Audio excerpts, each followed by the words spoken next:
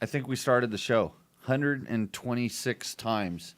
And you are live with Tech Talk Taco Tuesday from the Valley of the Dirt People, which is Pahrump, Nevada. That's right over the hump from me, Vegas. I'm here with Jimmy Tyler. Howdy, folks. I'm Jimmy Lewis, and this is your favorite motorcycle and motorcycle product-related questions podcast.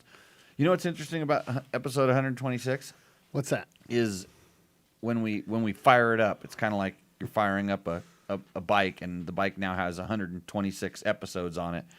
And you know how it's just supposed to blow up because it's just because everybody says bike do. It's old and it's gonna.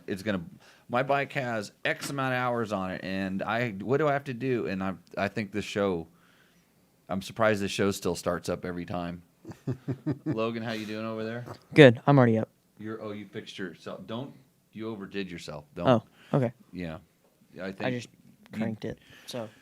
Yeah, well, you're not a professional yet. You're still an amateur over there. Yes. Side thing. Matt's dead. Matt died from COVID or something, and Corona'd out. Yeah, corona'd out, and we're gonna have to just figure out how to push these two buttons that get this show started by itself. Welcome everybody. Welcome to the show that is brought to you by Yamaha. Yamaha is the maker of awesome Yamaha YZ 2-strokes. That is the Yamaha YZ 125 and YZ 250, as well as the 85, the 65, and the 85 big wheel. You can go to YamahaMotorsports.com today to explore what's new in 2022. And I've been exploring what's new on the 2022 YZ 125, all new. It has a new engine, revised 6-speed transmission. I can't really tell that the transmission is revised, but I can tell that the engine is new because it makes just smoother, longer power. And that bike already had really good bottom and mid, and now they kind of spread it out a little bit into the top, and really nice. The YZ250 also delivers improved rider ergonomics because they got all the new plastic and stuff. So it looks better, feels a little bit fresher. I have an older YZ125, so I know what I'm talking about. And for a truly race-inspired look, you can look at the YZ125 and YZ250 Monster Energy Yamaha Racing Editions. So if you want to know more about this, visit YamahaMotorsports.com and find your Yamaha YZ and enter the victory zone today. See how I did that, Logan? Yes. Yeah, I don't even know how I did that, but I just did it. I just started doing what I told you to do last time. I looked at the paper to get the key phrases. Mm-hmm. Yeah. Taco Moto. TacoMoto.co is your source for blinging your bike out, tricking your bike out, giving your bike more power, all that kind of stuff. Thanks to Taco Mike for supporting our Rooster Endo segment. Much loved, sometimes feared. I think we have some video submissions. Yes. Is it going to make me mad? I don't know. I just clicked through it, made sure that they play? Yep. Are they longer than 2 minutes? No. Okay. One was close. But got was close. Not. Okay, so we're gonna have some Rooster Endos. Scott Sports makes awesome goggles. They are not having the supply issues like some of the other goggle companies are because their stuff is made and assembled in Utah, which is in the United States, and you don't have to put it on a boat, and it's not stuck off the harbor. So if you need some really awesome goggles, check out Scott Sports. I've been wearing the man. I didn't get a whole lot of goggles last time because they're in high demand, and I've been wearing the crap out of my my Prospects, the ones with the light sensitive lens. Super happy with those things. Climb. I rode today. I was wearing my, what was the name of the I always forget the name of the parka, the pullover that I wear.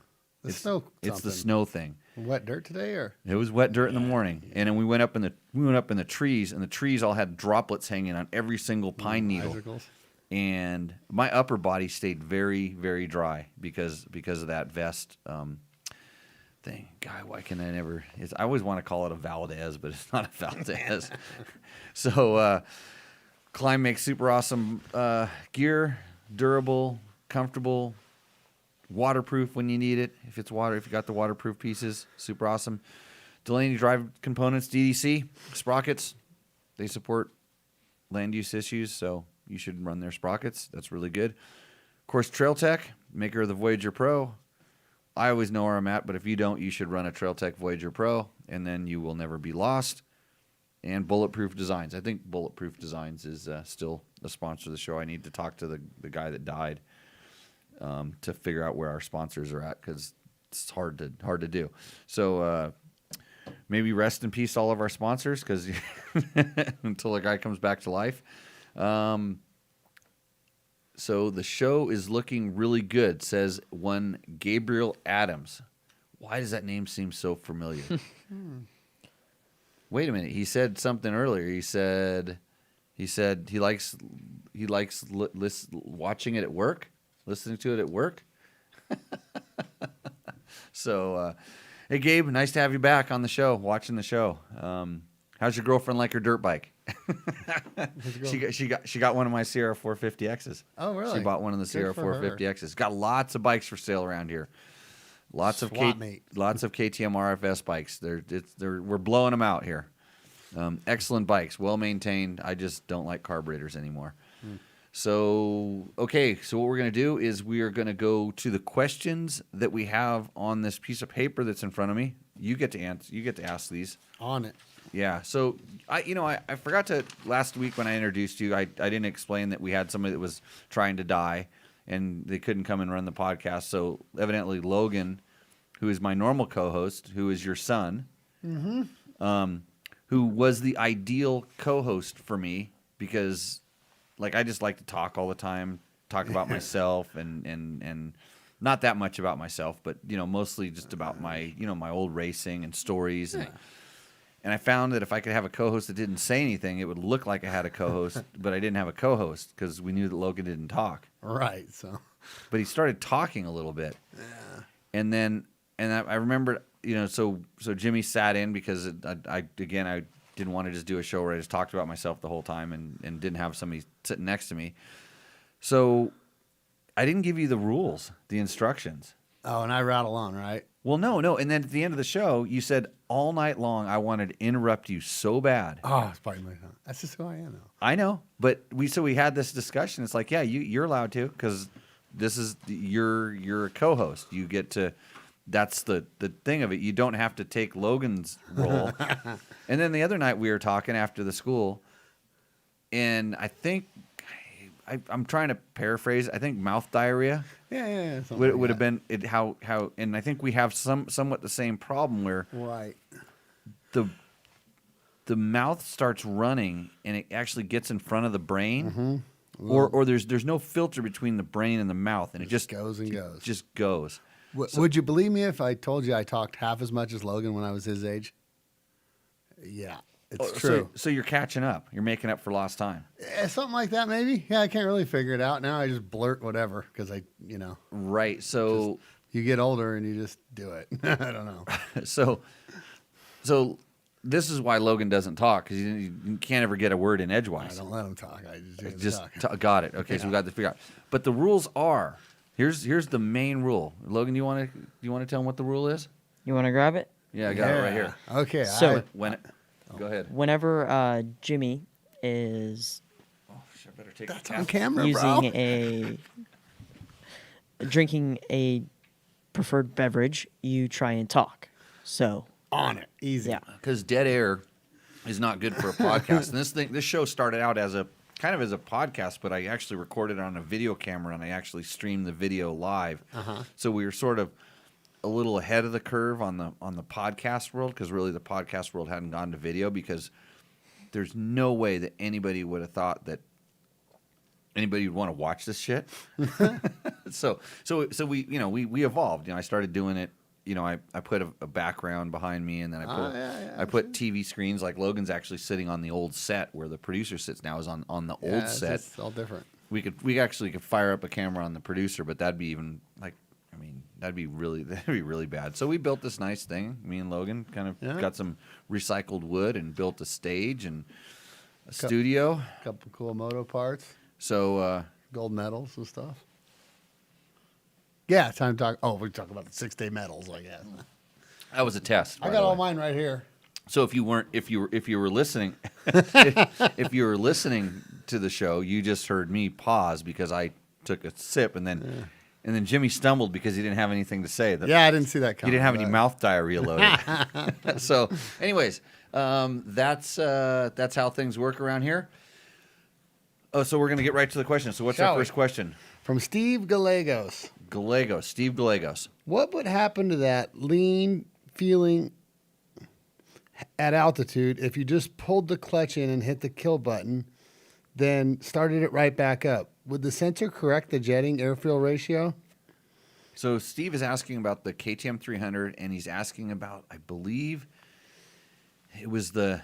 Well, it doesn't matter. It's any fuel injected bike, and I think he's specifically asking about the KTM 300 because the earlier versions, the early TPI bikes, had an issue where they only took the reading when you started the bike up. Like it when you started up the bike, it picks up the crankcase pressure sensor, and it does all of its things, and then it says, okay, this is the altitude that we're at, this is the temperature, this is.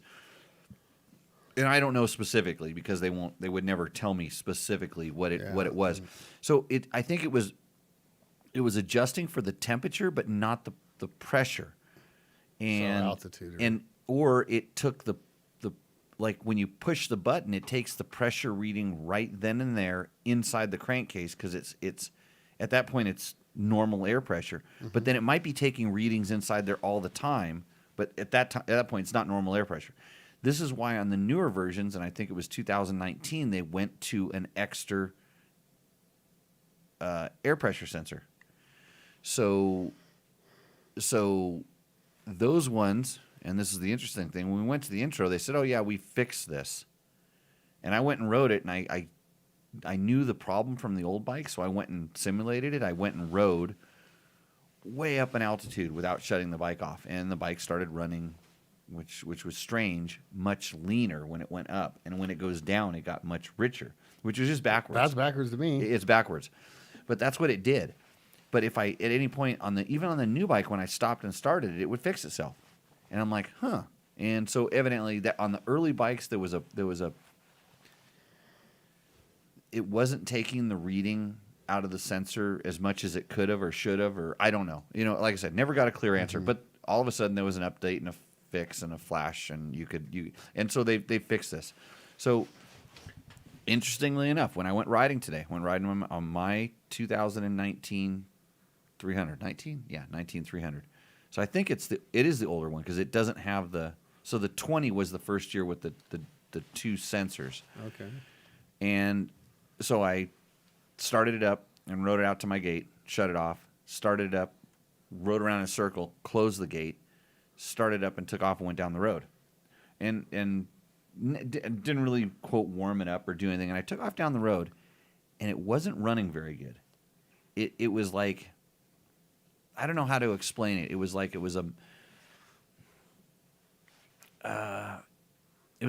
even though you turned it past half throttle, it only wanted to go to half throttle. And it was just kind of. My 22 is the exact same way when it's ice cold for the first, I'm going to say half mile of riding. Right. And so I don't think they changed that. Well, I think maybe it could be something to do. I mean, they never tell you exactly what they do. It could be something to do with the warm up cycle, and it's not going to let it rev really high, and because like I said, it felt like some kind of a rev limiter, but it didn't feel like a rev limiter because you could turn the throttle and it would do all the things, but it just it's really lazy about it. Yeah, it's really lazy. So it's got to be some sort of idle circuit or whatever, some circuit that it goes into. No, I don't think it's not an idle circuit. circuit. It's a feels like the choke's loop. on. Yeah, kind of like the choke's on. And so what I did, I was going, probably third gear, and I kind of rolled on. I noticed it, clicked it to fourth, rolled, and so I pulled in clutch, hit the kill button, hit the starter, let the clutch out and roll on. It was fine. So there you go. Yeah. It just needed a reset. So I don't know. Mine would do it to the stop sign both times this morning. Yeah. That When stop we sign left over to the there? school. Yeah. Then that's exactly. I didn't kill it or nothing. Then it just kind of went back to its old normal self. Yeah, and but only the cold mornings. Yeah, I've had it. So, anyways, After lunch or whatever, don't do it. I don't know. I don't know why And that's a 22. So Yeah, and this is they this still is do a it. 19, and it's the latest generation mapping in it, and so they do these things. Big deal. It's like it did. Yeah. After that, it ran perfect the rest of the day. So Yeah, I don't. sure does. So that little 2 minutes of what is it doing? It's just doing whatever it's doing, and then it's fine. I had a really good ride. That didn't affect the rest of my day. Since so many do it, it's safe to assume that somebody really smart put it in there for a reason. And we all know that cold motors kind of can run really rich. It's good for them, especially two strokes that are oiling with the fuel. Yeah, it has an oil injector. So and it's probably over oiling. I don't Well, know. they smoke like their smoke startup is pretty heavy on their cold. So There's something else going on there. I've I asked say. about this. The XC is a little bit different than XCW. Mine doesn't. Mine unless have that heavy smoke for the unless first? I've just been using it like a wheelchair and riding around like between the places here and never just starting it up, running to the mailbox, back out to the other property, back without ever revving it. Every once in a while I can get it to kind of like load up. Okay. But it requires multiple starts and stops without really revving it Guernsey up. in it or whatever. Yeah. But when I just if I rode it like the way I came back in and I rode it into my driveway and I parked it, if I hopped on it right now, started up and took off and rode, it would not smoke at all. It would not be loaded up one bit, Even if it was ice cold. even if it was ice cold. Oh, see, mine will. Yeah. During that whole time you talked about that first minute or whatever it is. Yeah. Mine it smokes like a Yeah, maybe just like a real old two-stroke. yeah, maybe they've. So I think they're throwing a lot of extra oil at it in that little moment. I'd like somebody to give me the answer to that. I could probably call Weird some they don't people, admit but that, right? sometimes I don't think They they don't know. want somebody stealing that. Well, idea? sometimes they don't know, or I don't know. I could call somebody if I really cared. So if you ask me a It's not more an issue. specific question, but so anyways, if you start and stop it, Yeah. yes, I did. And I think, like I said, the sensor corrects the air fuel ratio, based on and if it was because the way I understand it, if it's inside the crankcase, if there's pressure in there when the thing's spinning up and down, that's not going to ever be quote ambient air pressure. No. It- No, because it's there's pressure. Whereas the yeah. piston stops is going to be, vacuum Yeah. or even. Okay, next question. From Connor Steele, what are your thoughts on a 2006 CRF 250X? What type of riding do you think this bike excels in, and what type of riding do you think is not ideal for this bike? X model. CRF 250X 06. I think I own one of those. You do got one. I have one. Yeah. I've seen it. It's really good. That era. It's a great trail bike. It's a really good. Just like it's not a play bike, but Not going to rip your arms out. That's Yeah, for but sure, it's not. right? It's not like a CRF 230 or anything like. It's not a putt bike. No. 'Cause it's a little sporty. The motor's a little bit sporty, but it has pretty good, decent torque for a 250F, and for a carbureted bike, it runs pretty good as long as you don't do anything too crazy to them. The one I have actually has does it have the R cam in it? I don't know. It's done something because it was a bike that was built for a Dirt Rider magazine test back in the day. So and it was allowed to have a certain dollar figure of modifications to it. I think it was like $500 or $600 or something. And I think they did because Johnny Campbell, through his race team at the time, prepped it, and it got. I think it got the R. I think it does because it doesn't. It idles high. It's a little cammy at the off idle, so it does. It has the R cam in it now that I remember. But they're great for just trail riding, just technical. The more like not extreme enduro. You never want to take it to extreme enduro. No. But just general trail riding, lower speed stuff. Yeah. Excellent bike. Semi-tight stuff. Huh. Excellent bike. The faster you start going, the more you're going to start going like 40 and 50 and 60 and want to do higher speed desert. Not to say that it can't do it. It's just not its. Is the motor the weak point, and not the suspension? Suspension's pretty that. Suspension's really good. Of a competition bike, right? Yeah, it's Just got the motor's a It's got little- everything it little needs. chill. It's got the same thing as the R bikes did at the time. Yeah, exactly. And it's set up for trail riding. The motor, like I said, it's kind of a little bit kind of corked. I think the ECU is tuned so for lower end power, and just like the current RX is not corked up at all. But when you ride it, it doesn't pull like the R because Right. they've done stuff with the cams and everything to focus the power down a little bit lower. But So good suspension, a little limited on the motor. yeah, Chassis and suspension are compared over, to a race bike. But Sure, but yeah. if you were doing tight technical trails, you wouldn't want a motocross No, or motor. even a And the gear ratios, because it's got a wide ratio transmission inside of it, a semi-wide ratio transmission. It has a first gear that you can actually use. 5-speed, right? It's 6. Is I it think. 6? Yeah, I think it's Okay, 6. cool. So yeah, Dan. Hopefully, or Connor. Connor. Yeah, hopefully that answers your question. What is Dan? Dan Parker, 2017 KTM 350 SXF. Can too much draw cause a weak fuel pump condition? I've added a radiator fan and a Trail Tech Endurance 2 Speedo, and wondering if upgrading my stator would fix the problem. So his problem is a weak fuel pump. It's got some electrical stuff on there. If can too much draw cause a weak fuel pump? Yes. Yeah, I mean, if it just like when you're like a lot of times when your battery starts going dead and it has a hard time cranking the starter, it also won't put the fuel pressure that you need to get it to start. So you're like a double-edged sword. Fire, So a lot of times when that happens, if you just tap the button and kick it, kind of kick and tap the button at the same time, it'll take the load off the starter and allow it to build the pressure to do this. I wonder if he's certain it's a fuel pump that's not. If the radiator, the Endurance doesn't draw any power, the Trail Tech Endurance doesn't draw any power, and the radiator fan, if it's on, definitely does draw some power. But if it's running when the battery, yeah, and the best thing is the Endurance, I think, will tell you your voltage. It'll tell you the voltage that the battery has. It depends on where you have it hooked up. But if you have it hooked up to show your battery voltage, you can actually watch what the battery voltage is doing. And if it's dropping down below, I think what I notice is once you're below 11, so anything in 10, things aren't going to work right. Whether your ECU isn't going to be on or off, I think those are kind of more of an on or off. Whether your fuel pump isn't going to be putting out the pressure it needs to. That's kind of in my head when I watch, because I have my Trail Tech Voyagers always hooked up to the battery.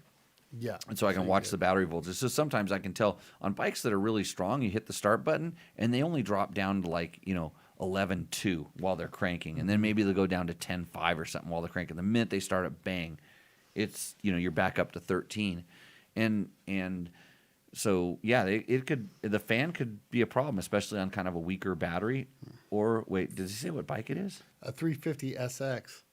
So it has a battery. Yeah, it has a battery. Yeah, it has a battery. A 17. So, God, all these modern fuel injected bikes put out way more power than they really. And that one has the EXC I was going to say stator. it basically has the same one as the off-road bike. Has a big stator inside of it. So, just check to see what it's running at, and put a load tester, on the battery and see But he's probably got a different problem there, huh? I wouldn't think that if he's got a fuel pump problem, it's probably if the bike's a 2017, could need a fuel pump because fuel pumps go bad. It's just something. That's where I'd be leaning more so than it's too much amperage drop. Yeah, the fuel pump could be going bad, or maybe it's even just something as simple as a fuel filter, or there's a whole train of things that you can go, see what it is. But I wouldn't blame if everything is working, I'm going to go first thing would be battery. Second thing would be look at the fuel system, meaning make sure your fuel filters aren't plugged, fuel filters aren't cracked, especially the one inside the tank. Then that the fuel pump is putting out the right amount of pressure. Moto makes a really cool inline fuel pressure checker. Yeah, it's something that they sell. So I have it, and I have so many bikes.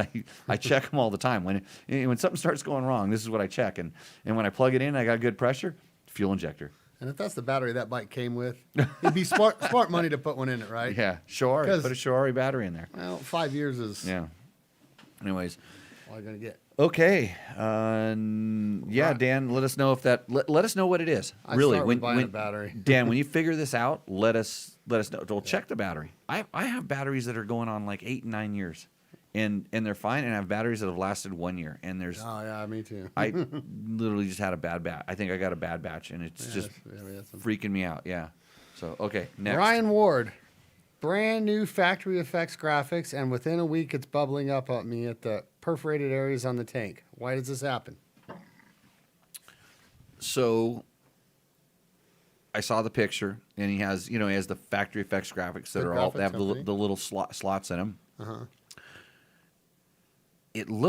To me it looked like a little bit of an older bike, and it, I couldn't tell it.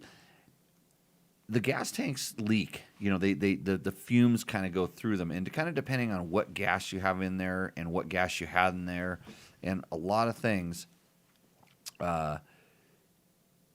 There could be you could have put.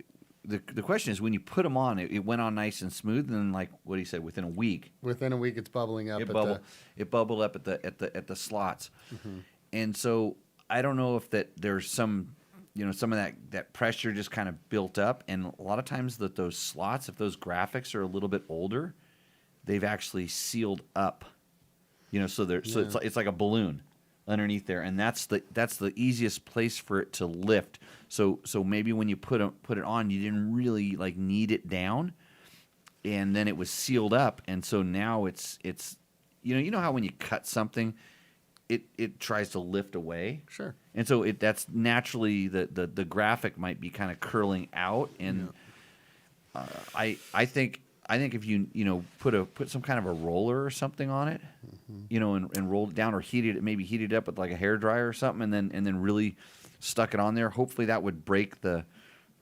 if there is some sort of a seal behind it, that maybe it would break that, where those slots are. There would actually be slots in that those fumes could escape. But Tell me if I'm crazy here, but most of these modern bikes now, you don't when graphics hit, you don't go across tanks anymore. The shroud designs and stuff are all where you just go right to the shroud. this one had a. I know. I mean, it just says it's an older bike because Right. a new graphics, you don't really go over tanks anymore, right? Yeah, Or almost- am I crazy? No. Then you're right. Yeah, Yeah, but this, okay. like I said, it was a YZ. I don't know. What did you say? What it is? No, it doesn't say. It looked but- like a YZ 125 or 250. Where it still has a true radiator shroud. Sure. Yeah. So that's. Yeah, I don't think there's. I'll bet you it's just it's either your initial adhesion, or maybe there's something behind it. But I wouldn't stress Right. on it too much. Just heat it up, knead it down, or take the graphics off of it. So Yeah, all right, here we go. Lyle Bledsoe, have a question for next week's show. What do you feel is the best placement for your throttle tube assembly? Cable exiting the front parallel to the ground, cable exiting on the top of the bars horizontally, etc. Looking for answers to better crash protection, smoother throttle function, etc. What have you found to be the best solution overall, and why? Take a moment of silence to the tequila gods and have a sip. That means I'm supposed to answer this question, right? well, I'm actually literally trying to reach. I can't. You I'm got gonna have arms like our Tacosaurus Rex here. Yeah, it's a Tacosaurus. I get those Tacosaurus Rex every time the check hits the table. Yeah, thanks, Lyle. I'll do this while I contemplate the answer, because I do have an answer. In fact, Do you? Yeah. Well, since you're doing that, let me give you the wrong answer probably. Oh, go ahead. You do the wrong answer. I kind of like them run them in front of the bars now. Basically how KTM does them now. In front, you mean? Well, behind. how do I word this? Oh, so the cables. So if The if cable you're- connection right up on top, 12 o'clock we'll call it, Okay. ran right in between you and the bars, where it goes down into, say around the tank or inside the tank-ish, whatever you call that. Rather Okay. than in front of the bars and into there. Let me reflect. Yeah. I told you this is going to be the wrong answer, guys, but he's got to get something. No. Or So he's really talking about, like, for the safest, like, most protection. How are you going to crash? This is what I want to know. It's like, which way is it least likely for your throttle housing and your cables to get caught up or hooked up on something? So are you going to Larry loop out and go completely upside down, and then your position, the 12 o'clock position, is the worst place for it to be? Are you going to go Right. If you go full Larry, yes. Yeah, if you're Larry Loop out, if you're Timmy Trail Slide and you're riding up a kind of a nasty little rock uphill and you slide out on the off camber and you start rolling backwards and your bars come backwards and hit the rock that you already got past. That position everybody thinks is really safe that's behind the handlebars may be the worst position for it. All right. I've seen people run them underneath the handlebars. And then that sounds like the best spot, but believe it or not, or you kind of think because the way it falls. Have you ever hit your knee on that thing? No, but Yeah, but I can see how it does. Yeah, but I you don't come think up I and have. you actually what happens is that puts in my world that puts the cables in the most compromised position. That's what I'm always worried about. So when it's on top, which is stock, and when it's down on the bottom, your cables are not protected by the handlebars. And when it's kind of rolled 3/4 back or 90 degrees back, so kind of back at you, kind of where KTM. And on the KTM, the cables are routed behind the bar. On a lot of other bikes, behind the bar, between the rider and the. I say I was saying that wrong. Yeah, so the handlebar. If you think about the handlebar, if you're sitting on the bike, we're talking about behind the bar, which would be closer to you, and in front of the bar. Most manufacturers run them in front of the bar, and then kind of down through the, kind of down along the triple clamp and between the number plate. And I think the reason for that is that it's not going to get kind of caught up. It's not going to get caught between you and the. That gives the least sharp angles. It does. Yes. Yeah. So technically, it's probably a little stiffer throttle. If the KTM way. KTM way is probably a little stiffer. Could be. Run it in front. I mean, it gives you a longer sweep and stuff. And it's a little more closer to a 90-degree turns doing it that way. Yep. But I still say that's worth it. Where do I run mine most of the time? Stock. Yeah. Mostly I leave them alone. I think KTM makes them a little shorter to do it that way. But and then they get a shorter cable, which is lighter. Lighter. I think that's where it all starts. Yes. They're looking at ounces. Yeah. So I actually tend to run them on the top or back behind, and I feel like that because I'm not worried about my bike coming backwards on something. Even when I was doing extreme enduros and stuff, I would try to, instead of being straight up, I didn't want it straight up at the top. I wanted it kind of a quarter of the way back, not all the way back. So a quarter of the way back, which gave it the shortest, the best sweep. Because when you start rolling it down or even underneath, and I've seen guys put them where they're underneath, and they say, "Oh, it's the most protective place," but then your cables actually get a little bit too long, because and then a sharp angle. The tall bar crew likes that too. Well, they have to because they have no choice. So I think it's just it's all a compromise. Like I said, tell me how you're going to crash, and then I'll tell you exactly. You tell me how you're going to crash, and I'll tell you how you're going to do it. But the better thing would be to not crash, and then you'd never have to worry about this. You can do that. Yeah, that's a way. I got a way that he could not crash. He could come to Jimmy Lewis Off-Road Motorcycle Training. Yeah, this is where. This is my day job. This it cut my crashes down by 97%. Are you sure about this? Yeah, a lot. Oh, cool. A lot of crashes. Logan's been coming a long time. He never crashes. Almost never. Well, he hasn't. We haven't talked about your crashes lately, have we, Logan? He don't crash often. I didn't crash this weekend. Yeah, I didn't. Last time I crashed was next to Lake Mead. 3 times. So, anyways, yeah.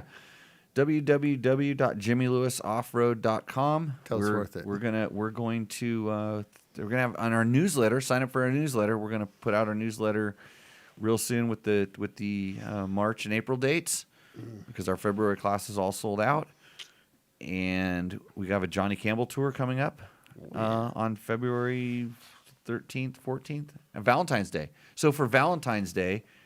Get away from her. Yeah, get away from her. You want to do your Valentine's something really special? Go riding with Johnny Campbell because she'll love that. She won't be able to bitch at you then because you'll be gone riding your dirt bike, which is probably the best thing to do. Fantastic. So check us out on the internet webs or whatever they call them, and send us an email if you're interested in that. And sign up for the newsletter and become a better rider, and you don't have to worry about where you route your throttle. What do you know? Got one So, more. Want to do that? I saw that the guy that died, he signed off the show. Yeah. Yeah, he quit. He tapped out. You think he's got you think he's got a date? You think all this is a ruse, and he's just got like a date on Tuesday night? I don't know. Last week he did sound He very sounded really sick. bad. He doesn't sound that bad right now. No, he does not. Ricky Brabeck, who's that guy? He says this. Damn, that's a nice shirt. He's talking about mine. Hey, my wife bought this shirt. I think that's a cool shirt. I think my wife bought this. This is look at that. I got one last year. I forgot to get one this year. It has a sticker Still got still the on guy it. on Yeah, there. the Americans are coming. So Yeah, that one's rad, the actually. Americans came and went. That's your car. We should call Ricky.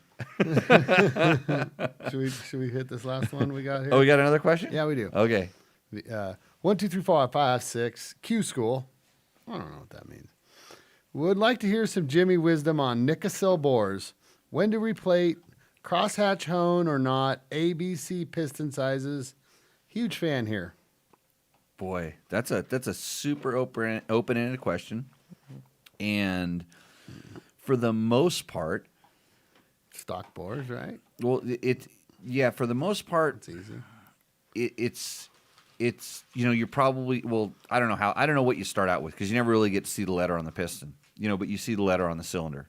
And it doesn't matter what brand it is. There's like A, B's, and C's. Generally, they're A's. Sometimes you see some B cylinders.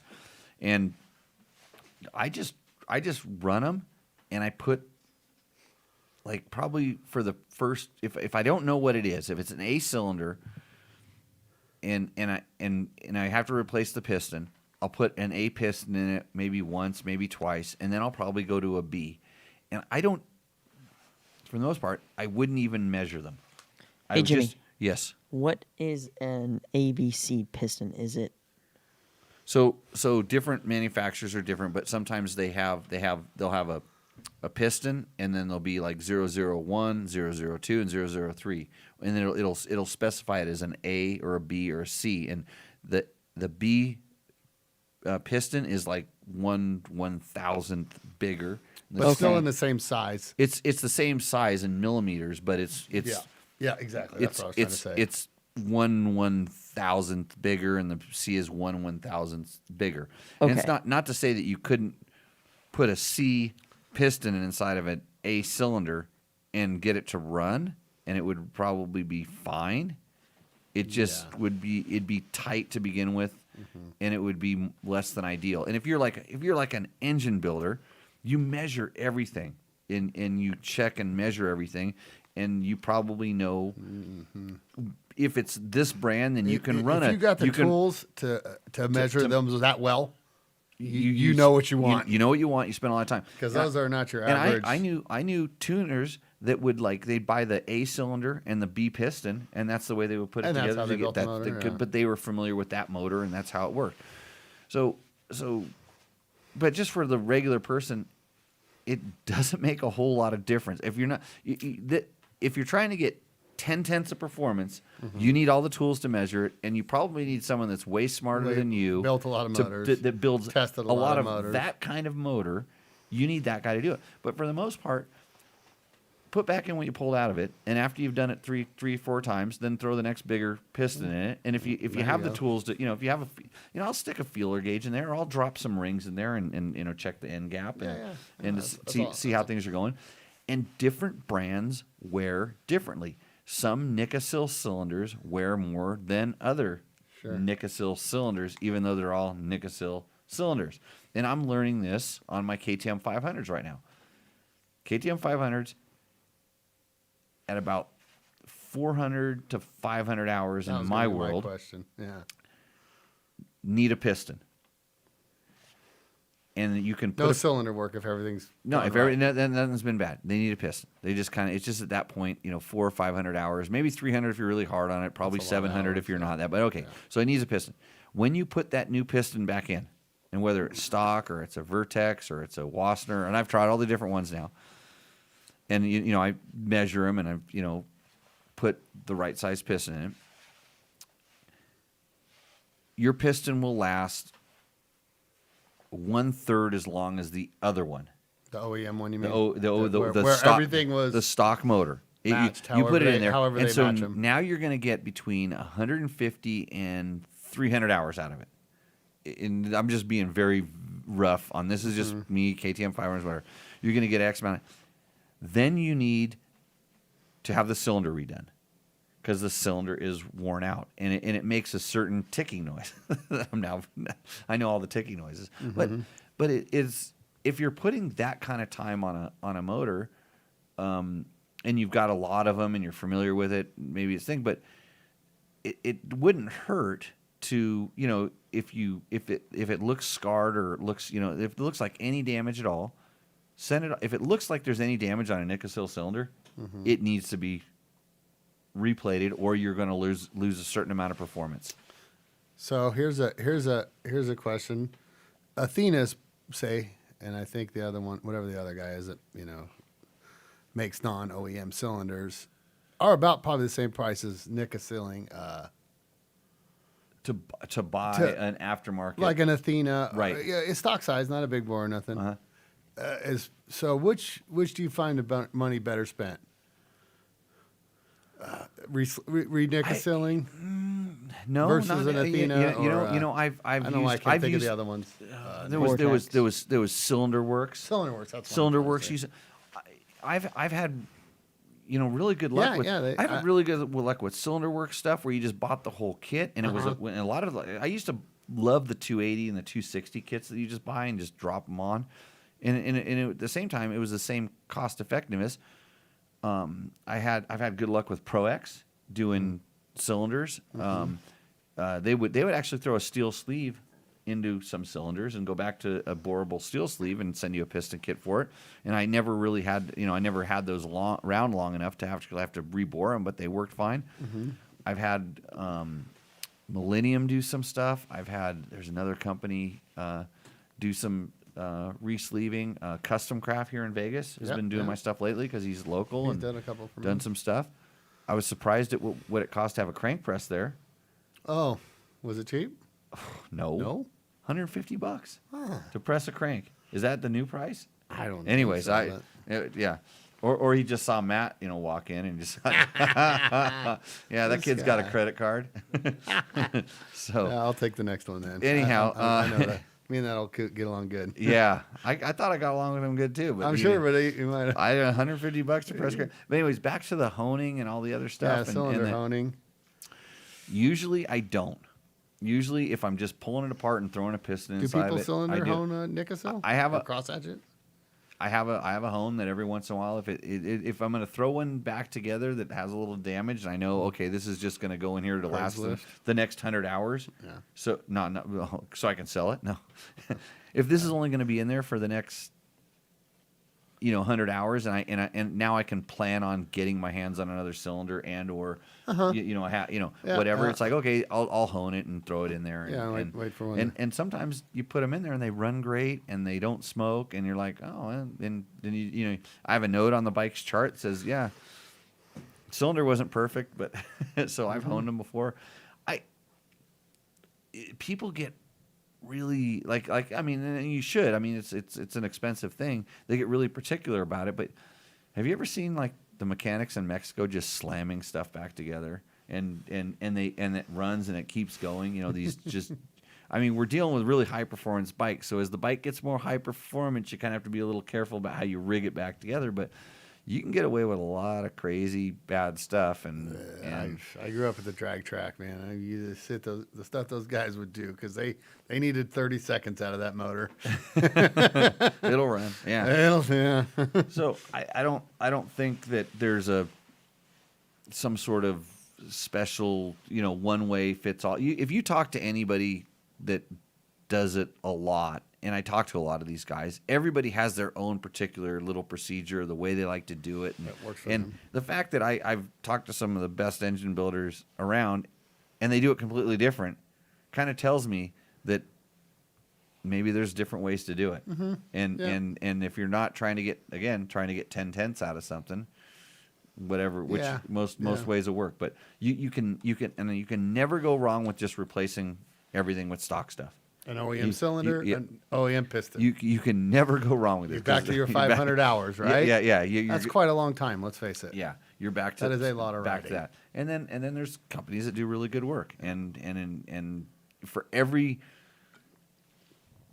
95 guys that have had really good work done, there's always one or two, the 96th and 97th guy, or whatever, it's 100, and there's number 99, 98 that had something go wrong, and whether it was by their doing or by the company's doing, you just never know. I got a weird thing that I've been seeing over the years that I think OEMs have worked kind of hard to become more competitive on their their parts like that to compete with some of the aftermarket guys. Because back in the day, it would be wild to just buy anything but, say, a Wiseco or something. But Right. now you look at the OEM pistons. Well, they and had to. things, certain yeah. It's market forces. It's Sure, just sure. And the same Why give thing. it up? And when let's just say if brand X priced their cylinder at $3,000, I guarantee you that someone goes, I could machine one out of billet for that. And then you get companies like the Cylinder Works that comes up, and Athena that makes a cylinder that's, instead of 3,000, they'll sell it for 1,500. And then all of a sudden the prices sort of merge back together. How do you sign up for the Jimmy Lewis Off-Road Training newsletter? You're halfway by figuring out how to spell it. Watch George. Where's George at? He'll pop in. 33. Jenna Yum 33. Jenny M33. Jenny. Jenny. Hey, yeah. That might be Jenny? Okay, Jenny. you I don't go know. to jimmylewisoffroad.com, and along the side of any page, except for the main page, I think, there's always a sign up for the newsletter little box, and you just enter your email. We don't sell that email. We hardly send out very many newsletters anyway, so you don't get a whole lot of junk. You don't get spam. You don't get spammed. And that thing. And San Felipe Bob, my main hype, he's like, Logan, you remember how I told you how I needed hype a man. hype man? Yeah. That's SFB, right? I should just get him in here I got to meet Bob. and dress man. him up like Flavor Flav. Yep. A nice hat and Giant some big old. He'll tell you what time it is and just hype man the hell out of me. Yeah. Yeah, boy. I Boy. think it is Jenny. Jenny. Yeah. Okay. Jenny M33 is. Jennifer Morton says she's coming for more training. She's been to the riding tips school before. She's the riding school, and now she's coming out for some rally navigation training, which we have a class on February 11th, which is a Friday. So if you want to learn how to navigate off-road rallies, it's almost full, but I think it's full. I don't know. I didn't check them. So a little more like average person getting into it, or more Ricky Braybeck type stuff. Doesn't matter.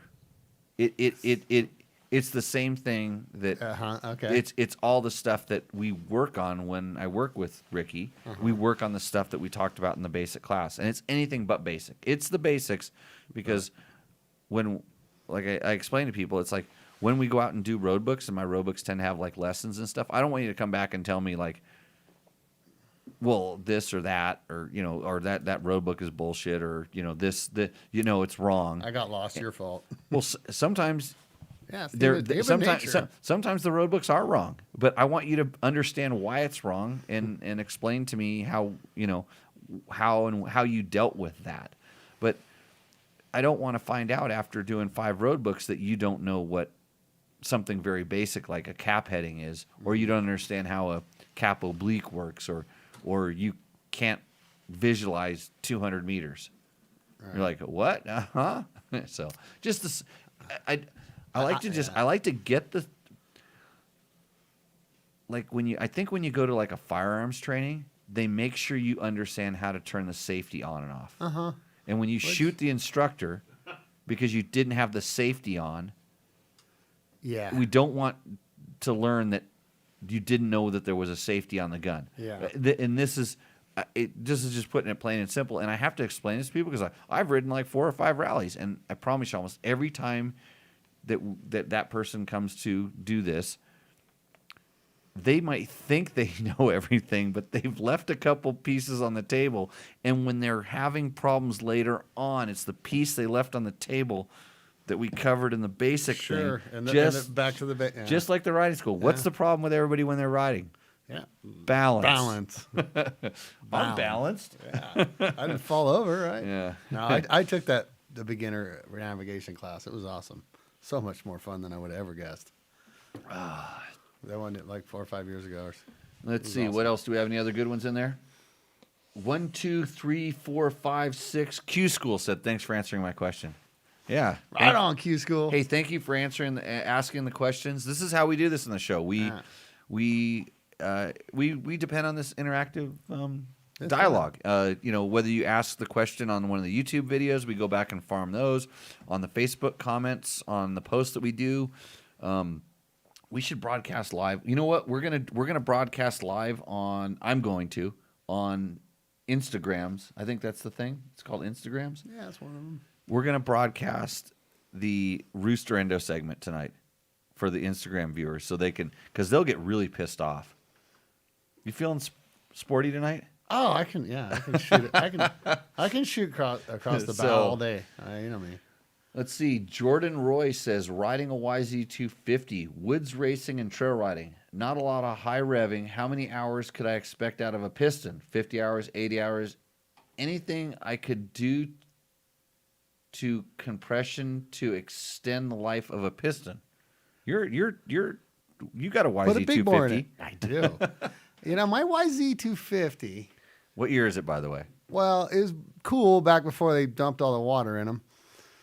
So you don't think Jordan's YZ250 is the same year as yours? I know that if Jordan, he didn't say, but if he was mine, that thing would go at least 5 hours in the woods before it needed a piston.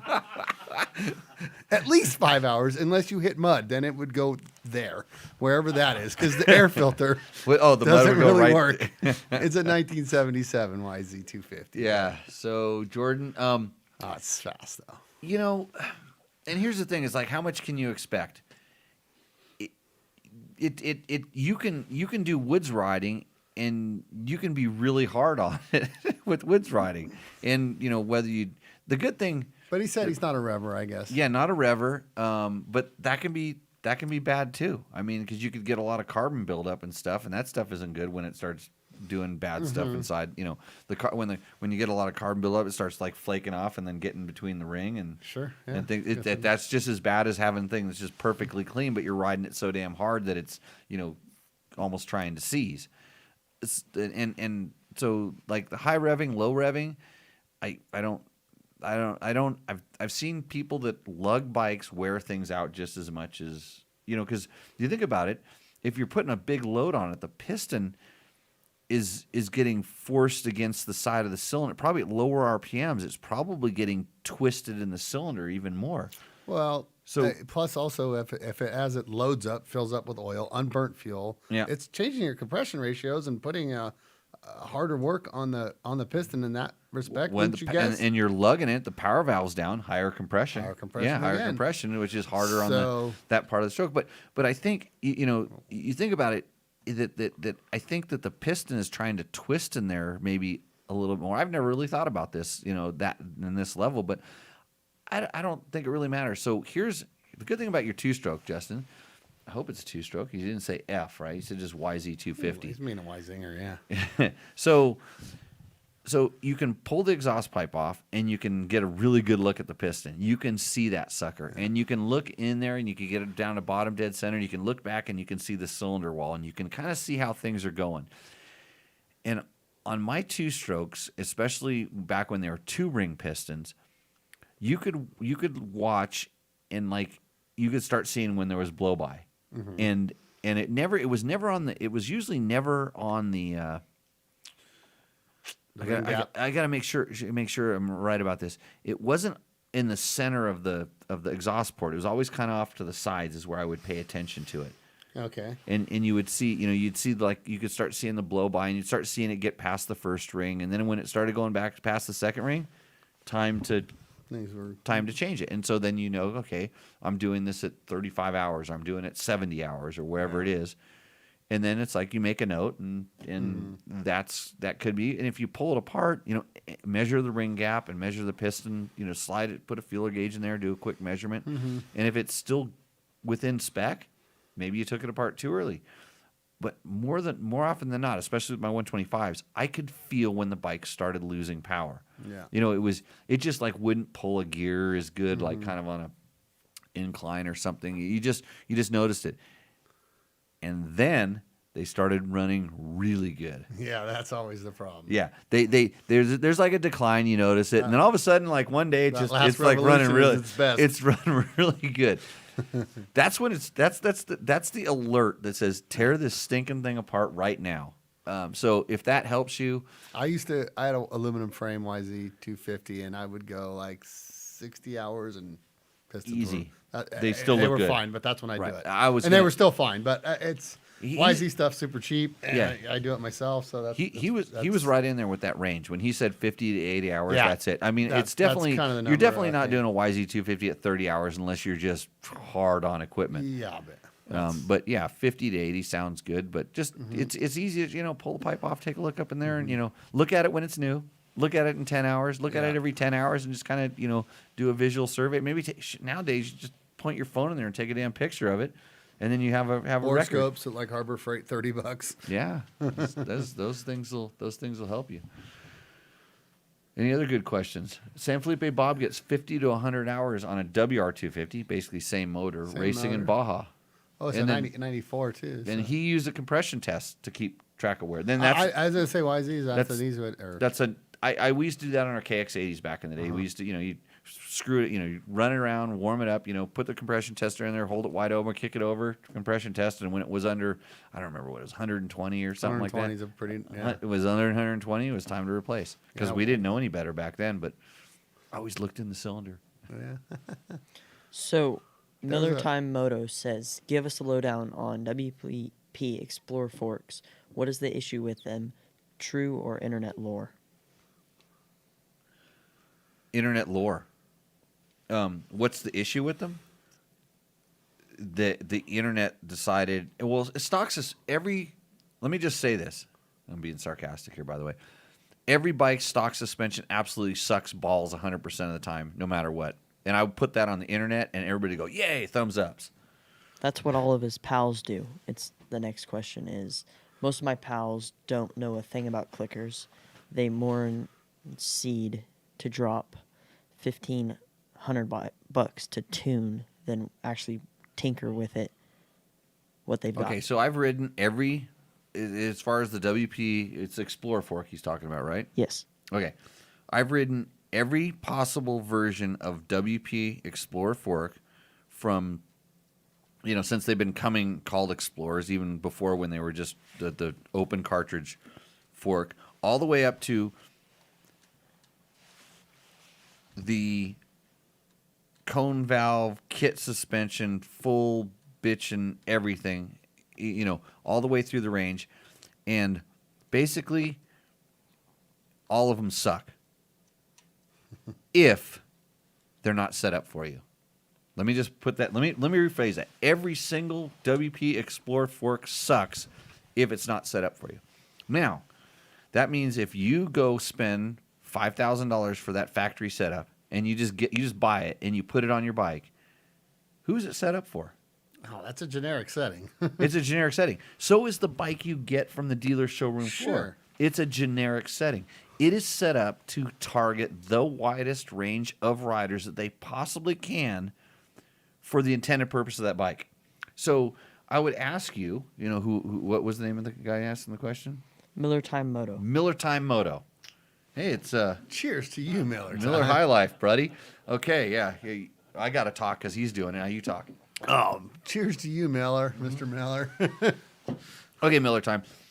So I would ask you, okay, what do you weigh? If you're in the kind of the generic range of the bike, whatever bike it is, if you're kind of within that weight range, which is usually 30 to 40 pound weight range, you're good for the most part.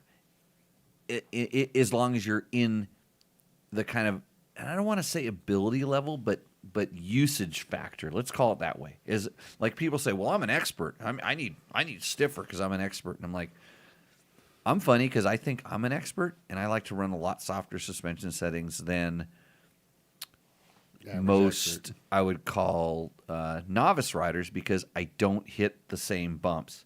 I need safety. I need a certain amount of safety built into my suspension, which is mostly for me bottoming resistance or just stroke control. I can tell you exactly what it is, but the stock Explorer forks do a really good job for me. And when they don't, I can usually click them and get them pretty damn close. And the Explorer fork specifically, you don't. I feel like you don't have low speed compression adjustment. You only kind of have a mid speed adjustment. And now that they've gone to a single fork, you can't be as precise, but it gets the job done. They're decent. And most stock suspension on most motorcycles is pretty darn good. And then when I hear of guys, there's two schools of thought in this, two trains of thought. We're gonna have to take a break here pretty soon. So I'll finish this question. We'll move on to the next one. There's two trains of thought on this. There's the guys that just take the forks off because they suck, like I said, and send them to the guy that's gonna fix them, make them awesome with $1,500. I wish I was that guy. Because I would take the sticker off the fork and put my sticker on it, squirt a little WD-40, and send it back and give them a free revalve.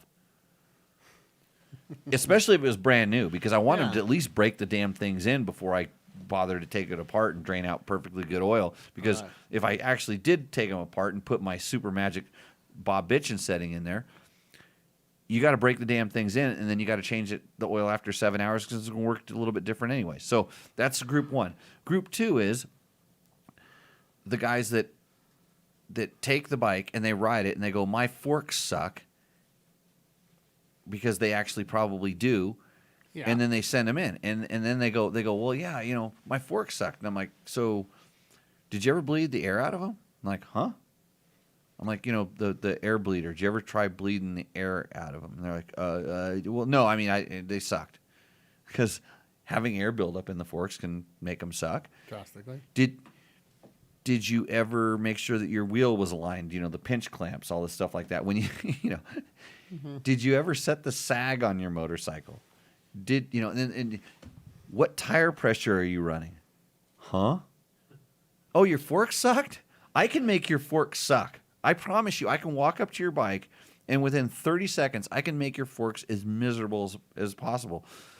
But generally, if your forks suck, I can walk up to your bike and I can check 3 or 4 things and tell you exactly why your forks suck. And it doesn't need to go to a suspension tuner. Now, this being said, when you get them working pretty good, and they're pretty good, but you want them to work excellent, there's a suspension tuner for you that can do a really good job. And when you get them working pretty good and you're kind of at the end of your clickers, or you realize that you have to run negative air pressure in to get them, or you have to They work good when there's extra air pressure in the forks on accident, or this is WP Explorer forks, or you would like low speed compression adjustment, or you need more bottoming resistance, or you want this or that or the other.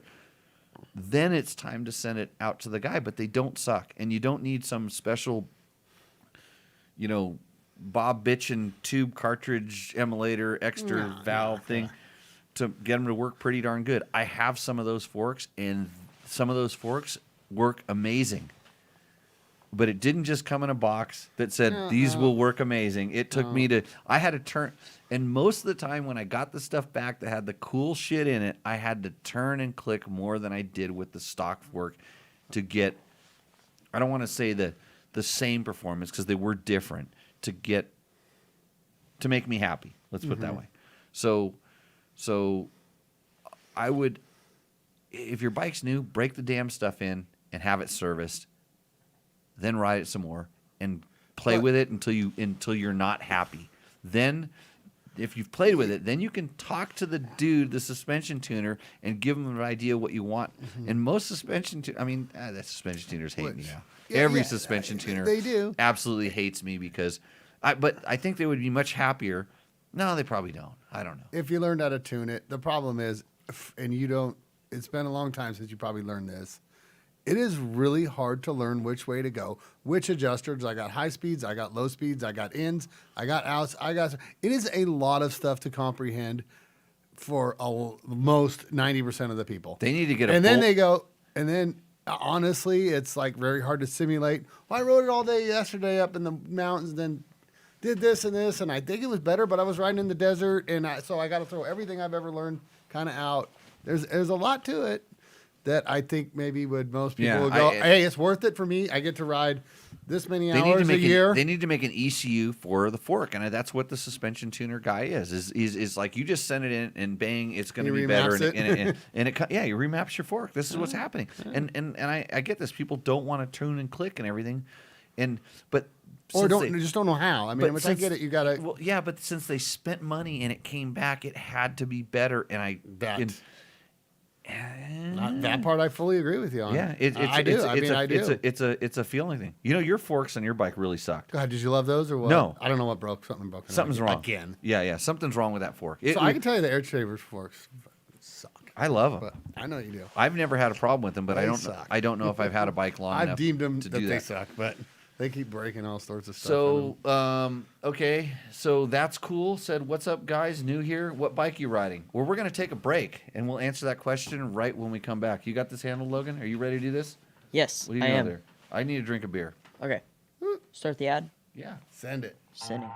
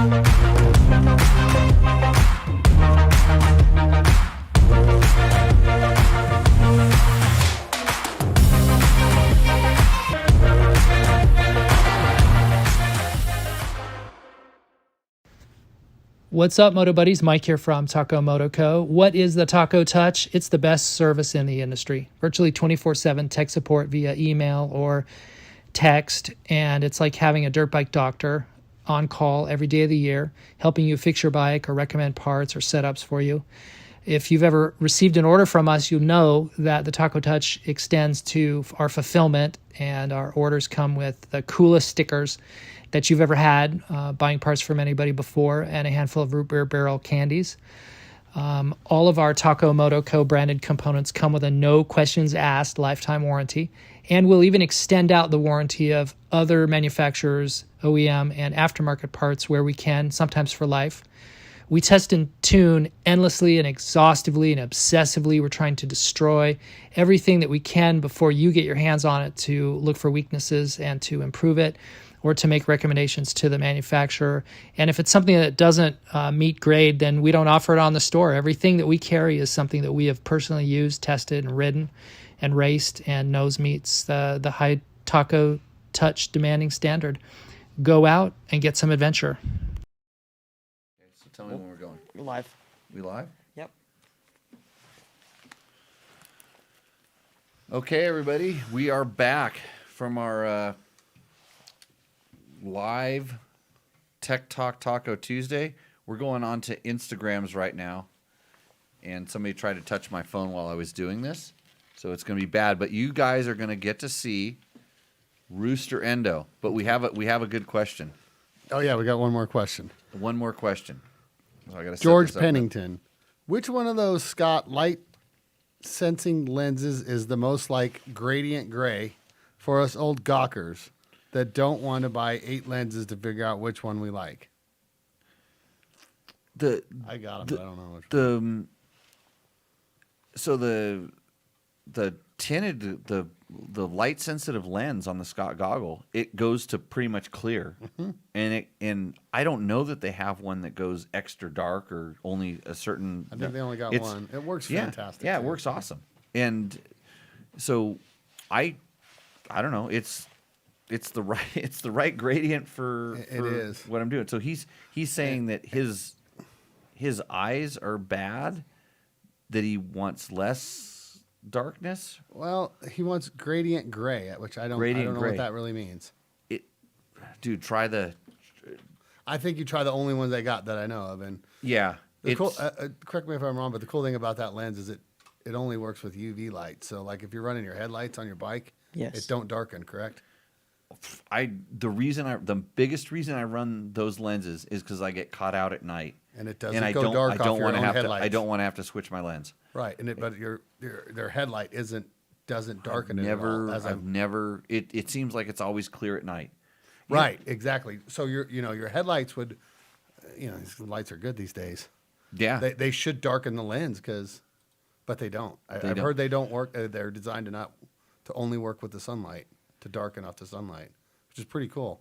So yeah, that's Super cool. I was lucky enough that when I was riding for Pro Grip at the time when I was doing the Dakar rallies, and they had this weird round shaped lens, and they had awesome no fog and awesome light.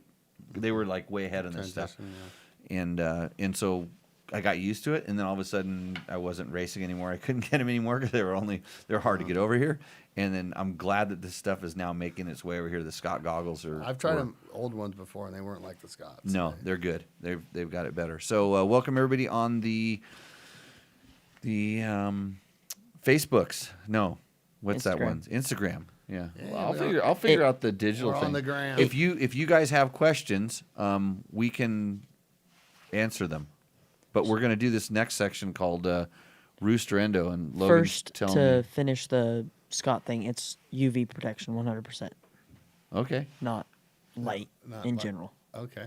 So it blocks UV rays. Yes. Or it And changes its color off UV rays. what I'm seeing is light sensitive gray works is the only color that I can find. Right. But- I've only seen one. Yeah, and it Yes. works. It's good. It works. It does what it's supposed to do. So, okay. This is what happens on Rooster Endo. You send us in a picture of your bike with a description of the stuff you've done to it. We talk about your bike and decide whether your bike roosts or endos. Now, some people may be scared of this. Some people need to work on their photos, but that's okay. Who's this? This is Chance McCamish. Chance McCamish. Okay, so I've seen Chance on the board before. Oh, right? have you? I haven't noticed. Is I he don't in recognize the that board? name. I don't know. All right. What do we got? We got a 2022 350 XCF. The wheels are from Faster USA. Cone valve, spring forks, and attract shocks. Everything else is stock. So wheels and suspension on this baby. Didn't we just like do a big? We turd just on- talked about on- how good the cone valves on- were. on that and the stuff. track shocks. They're really good if you get them set up. They can, and they're different. They perform differently than Do the they? stock stuff. They have a different character than the stock air stuff. I like the air stuff. I know you don't, but I do. I've just had bad luck with them, but Yeah.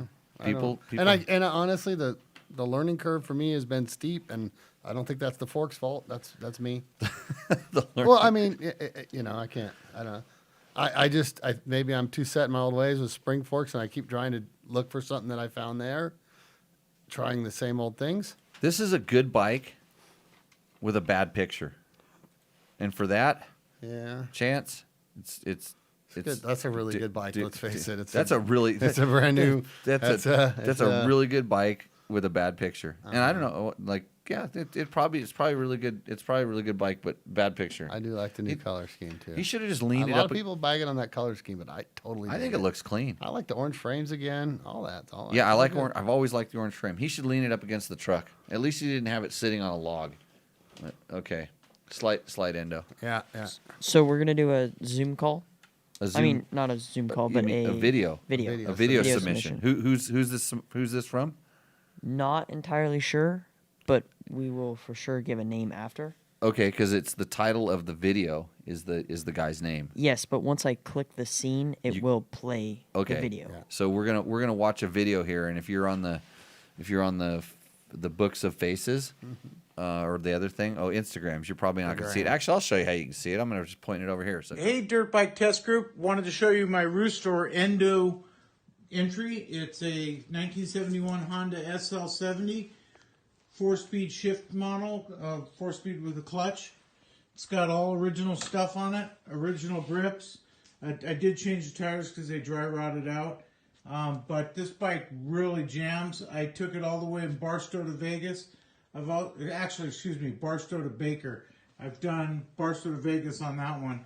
And I even did Barstow to Vegas on this KTM as well. And in the background, I've got an original 73 Penton that I'm working on restoring. Just wanted to tell you that this SL70 is roost material. Yeah. It's got a Myers-Manx. Go back to that Penton. What? Oh, what are so we're evaluating? wins. We're evaluating the SL70. who cares? He wins. That's a pretty cool. It's a pretty cool little bike, SL70. Yeah. Robert Covington. Robert Covington. Robert, that's a nice garage. He's got a sweet. Yeah, he's got a lot of kid. sweet stuff in the garage. The SL70 roosts. He wins. Yeah, it's All right. good. We're gonna give Let's it a good thing. I'm over there, buddy. I got a soft spot for vintage bikes.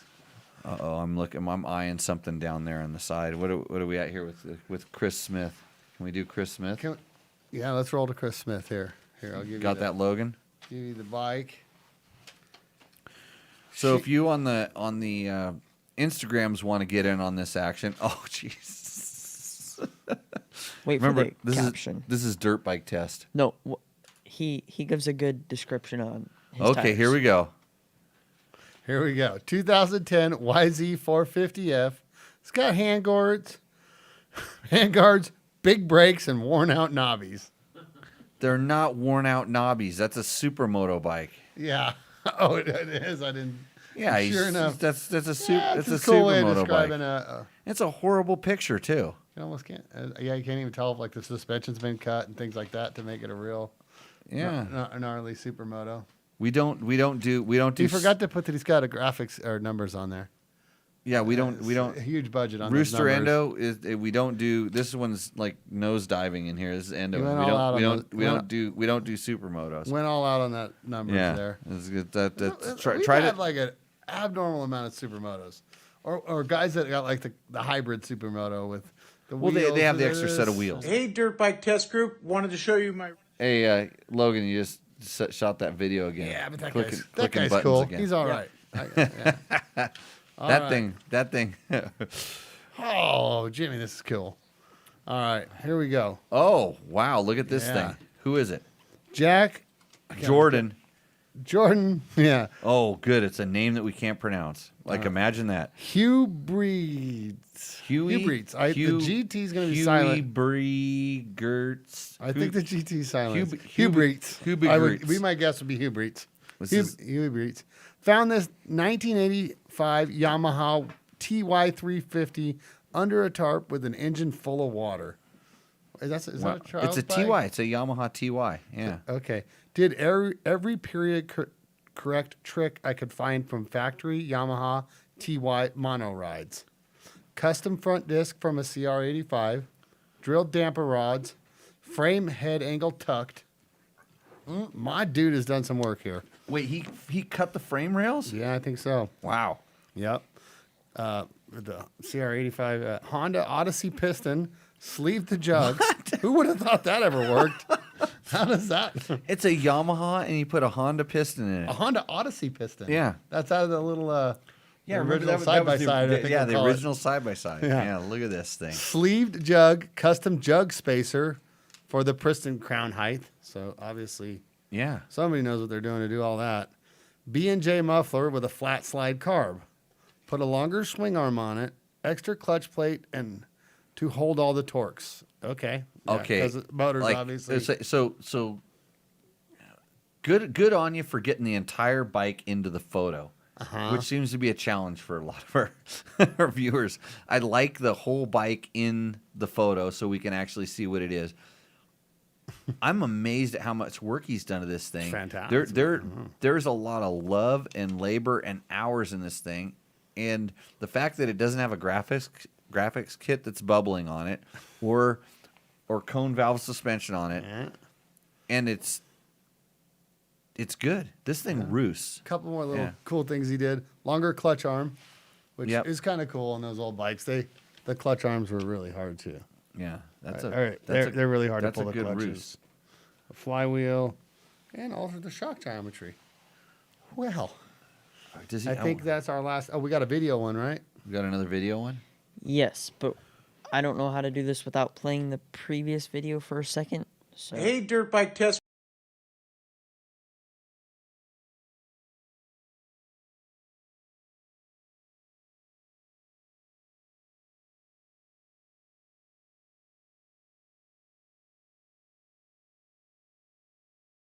Start Pro in it, and when I got it, I absolutely loved the Recluse. Now all of my bikes have Recluses in them.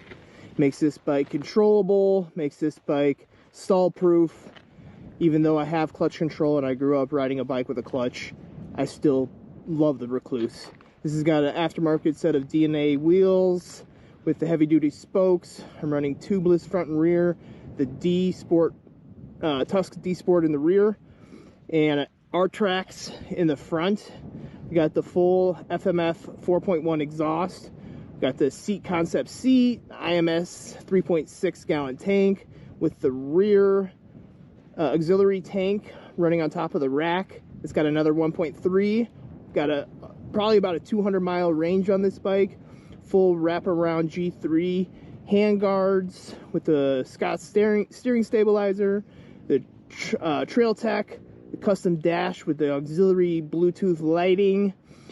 We got the R&D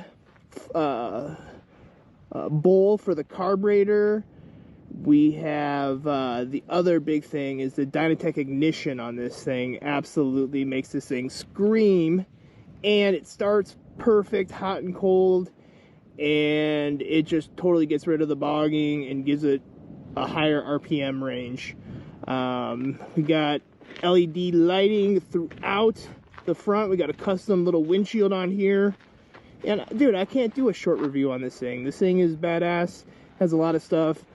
It has heated grips, heated seat.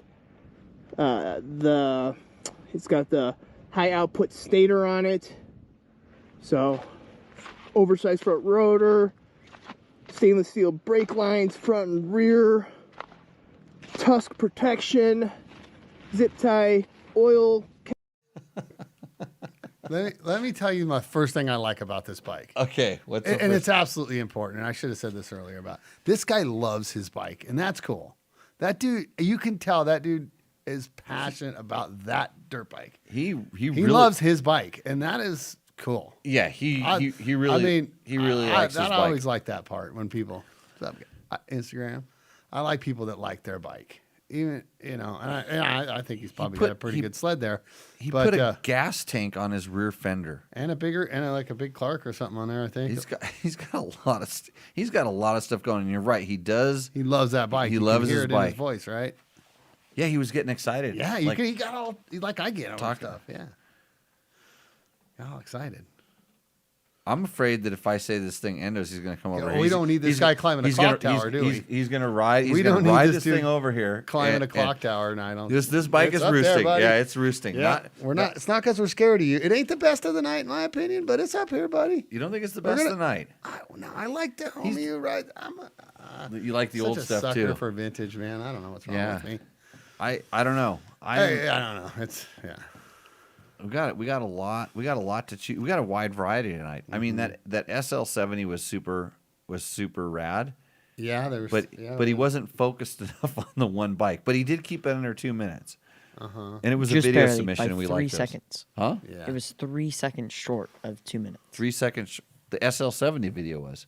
No, the other bike. Yeah, the other one, he couldn't. He had to clip the video down to make it under 2 minutes, and he Yes. didn't even tell us what kind of bike it was. He had to put it into the message. Yeah. You don't even know what kind of bike that is. No. What was his name? Todd Kelly, Todd Kelly. I believe. Is he in our chat? Todd Pretty Kelly. good bikes, right? Oh, Tonight? 2009 WR 450F. Well, we know what it was because it was on the video submission and stuff Right. like that. So I'm curious about. Oh man, I'm okay. We're gonna do paper rock scissors tonight or what? Oh yeah. If I have a vote, I'm going for the. Let's the just good say- old okay, dude let's who does go- let's- Barstow to Vegas on that old bike.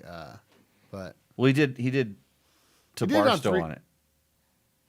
I got confused. he did it on 3 different bikes in there. But one was a modern KTM. Right. Then the big adventure bike, like. So my behemoths you favorites got out are there. Mr. Passionate WR450. I like this. Yeah, for I sure. really do. I actually like this. I love his passion. I mean, I like the cone valve guy. I just like the it's a. You don't like that picture of all either. the bikes. But that's a really good. I mean, that's a brand new KTM top of the line. Okay, so of all the bikes that we saw tonight, which one would you want to ride? Oh, good question. I'd jump on that thing all day. Yeah, probably. see, this is the one you'd want to ride. I would Yeah. ride the super weird. Although, what was one. that The old Trials Yamaha? bike? Was that Yeah, the that Trials one. bike? And The it's TY? That was what Yeah, they the were built for TY trials, 250. right? Yeah. I wouldn't ride. I'd say, why don't you? That's a lot of work when you could just buy a gas. How much is I shouldn't even talk about that. But I look at Trials bike and go, how much are they advancing compared to like everything else? Oh yeah, they've advanced a ton. I mean that thing. They're that- hard to tell because they that's don't. probably I a- don't, that's I don't know probably a a- lot about them, and It's probably a great putt-putt bike. So this is the bike I'd want to ride. That guy's the most passionate. And those other two were super cool. Like 4 out of like the thing with the worn out supermoto tires on it. That's no good. That's just off the. yeah, I don't. Off the I chart. forgot about that guy. Yeah. This guy could use the Takomoto stuff because he hasn't done that much stuff to his bike. No, that bike could But- use a lot of stuff off tacos. But the guy with the SL70 who he has does have some modern bikes that could benefit from it. he I don't could think anything Mike has anything for that old thing, but No, he wouldn't have it for that, but he does. He had a KTM 1090 and the other thing in there, and he got confusing. But his garage is good. his garage was cool. Okay, somebody else decide. No, Logan, who wins? Who do you think wins? You like the SL70 video? I would personally want to ride that the trials bike, just because it seems sketchy and I want to see what it feels like. Yeah, But I don't really know.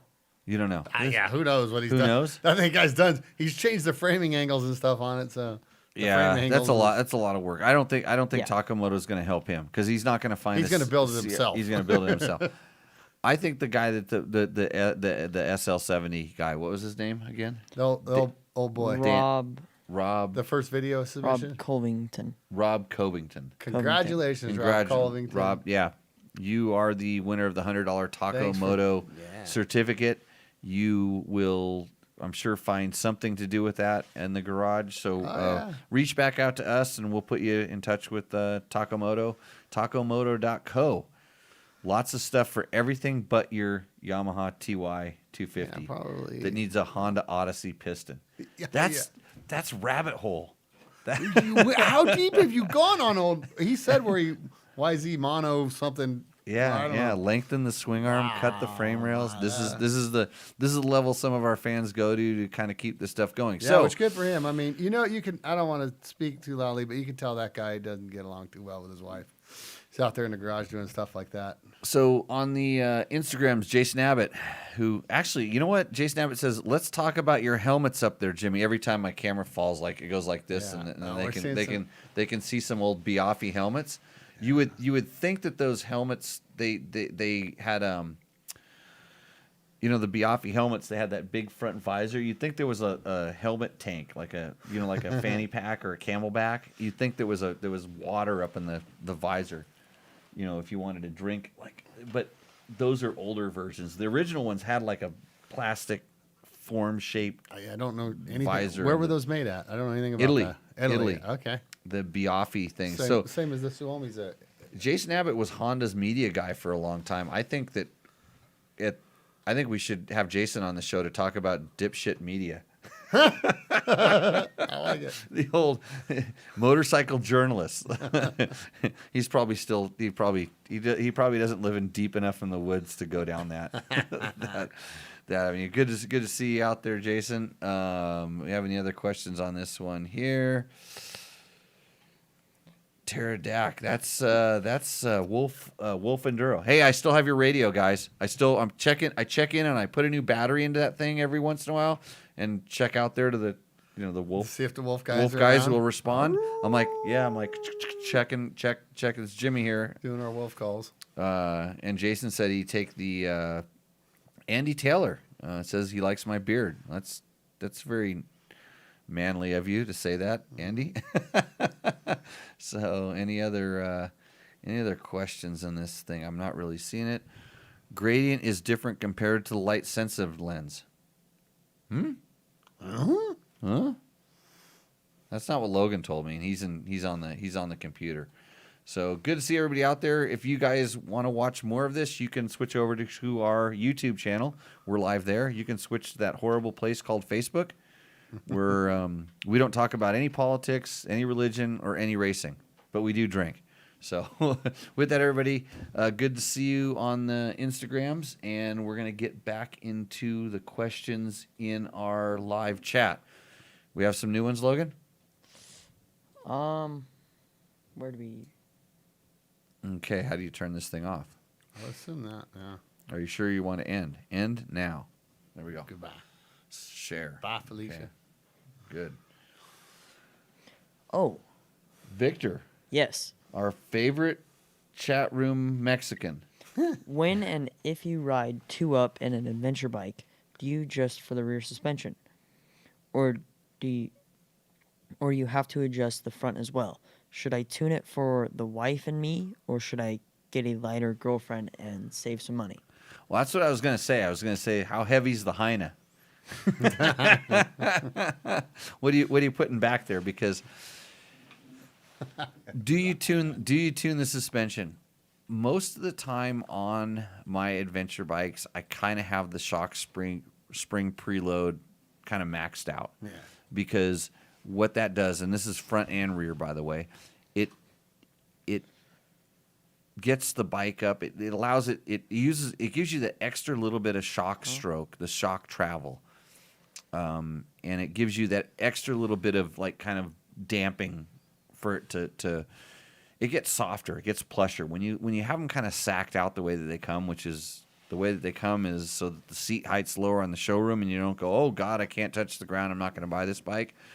Well, when you crank the shock spring preload up, it tends to raise the bike up a little bit, but it does perform better. So my Hyena doesn't like riding on the back of my motorcycle that much. She can ride his wife. She can ride just fine. Just fine. Quite good. But I think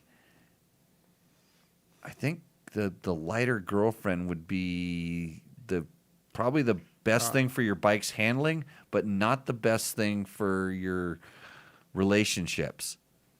Well, yeah, they usually cost more. They cost more to have a lighter. It costs more to have a lighter girlfriend on the back of your motorcycle if your wife finds out. It might be cheaper to get stiffer springs. Yeah, buy a spring. I think this is where we're Keep the going. wife, buy a spring. So dump the luggage, get a nice hotel there. Jordan Siegel says my first helmet was a Biaffi. They were inexpensive and they worked. They did a good job. Huh. I reached out to that company to get sponsored by them because I torpedoed my head into the ground while I was doing a photo shoot, and I swore up and down that my head didn't hit the ground, even though the marks on the helmet would indicate that I did. But when I saw the photo of me torpedoing into the ground and I didn't get concussed or nothing like that, I called up that company and said, I think I want to race with your helmets. And they were like, you want to wear our helmets? Because they knew they were kind of goofy looking, but they're like, yeah. And it was probably a very good financial decision for me. Yeah. I will let you know. Are they're gone now, or I haven't. Yeah, well, Bell they bought Bell or really? something, or I don't remember the exact history, but so somehow Very they're interesting. still around, or they're They're back just and forth. whatever. Yeah. Somebody says my new Tesla bike won't start. I think that's in the Worldly Rider. yeah. Which he must be talking about, homie, and his Bluetooth lights. Oh, Which I mean, I'm not against electric bikes, but I'm against everything having Bluetooth in this world, in some respects. Although I had a Yamaha that had Bluetooth or whatever it was. Didn't we But just get rid of the Blackberries? Didn't this just die a certain death? Like, I mean, like what Bluetooth, Wi-Fi? Enough It just with means it. that it just means that something can connect to my thing, and then I guess. maybe I know or don't know. So what does it tell you how that that your works. lights are on? Scott Glimp says, "Have you ever had a bike you could just never get set up right and was horrible to race?" Good question, Scott. That's an excellent question, Scott. The answer is yes, and I always would blame me, not the bike. Like I would blame myself that I didn't have the time or the parts or whatever it is to properly set some stuff up. And I've raced some really weird stuff. I raced a Vor, actually at the U.S. Open of Supercross in the 4-stroke exhibition race, and I took out the starter box, the doghouse. Because it had a particularly flexy frame that wasn't really designed for Supercross, and so there's a rhythm section, and I kind of I got a rhythm going, and it wasn't going straight down the straightaway like I was supposed to over the jumps. I rhythmed right off and blew the doghouse, knocked myself silly, but like, and I sit there and I go, yeah, that thing wasn't set up for that. The chassis was definitely not designed. It was designed to be doing outdoor motocross and stuff, but it was like, hey, I could ride this in an exhibition race. But Where like were those made? Italy. Huh? Yeah, it was a Vertimani, but they took a Vertimani, and then they made a production bike out of a hand-built crazy ass thing. Interesting. So, but that's just one experience. I never super got along with the RM 2-strokes, and every once in a while I try to I raced the RMZ a little bit. It was okay as long as it was like more desert racing and not too much Grand Prix. But if I started, it was just something about it. So yeah, it was a bike that I just didn't, and it worked really good at what it was supposed to do. And then the RMs on the motocross track, I would kind of by choice never race an RM, because when we would test them and stuff, I would crash. Yeah. I would eat shit on them, and I wouldn't know why. And so I was always kind of scared to race them, because I just didn't. It was just a confidence thing. I just didn't get the same kind of feel out of it. But I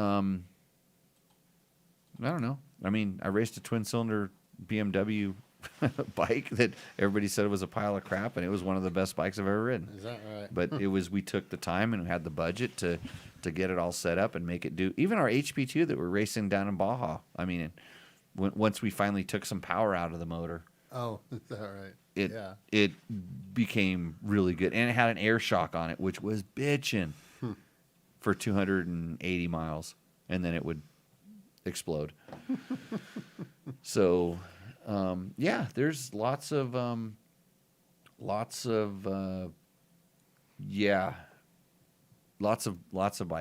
I sit there and think I could probably think about it, but most of them were good. I mean, I was once I learned about bike setup and how to test something, and I could get pretty happy on almost anything.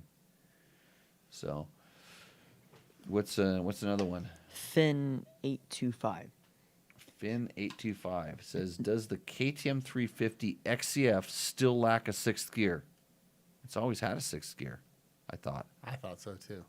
Maybe the SX was a 5-speed. How did that work?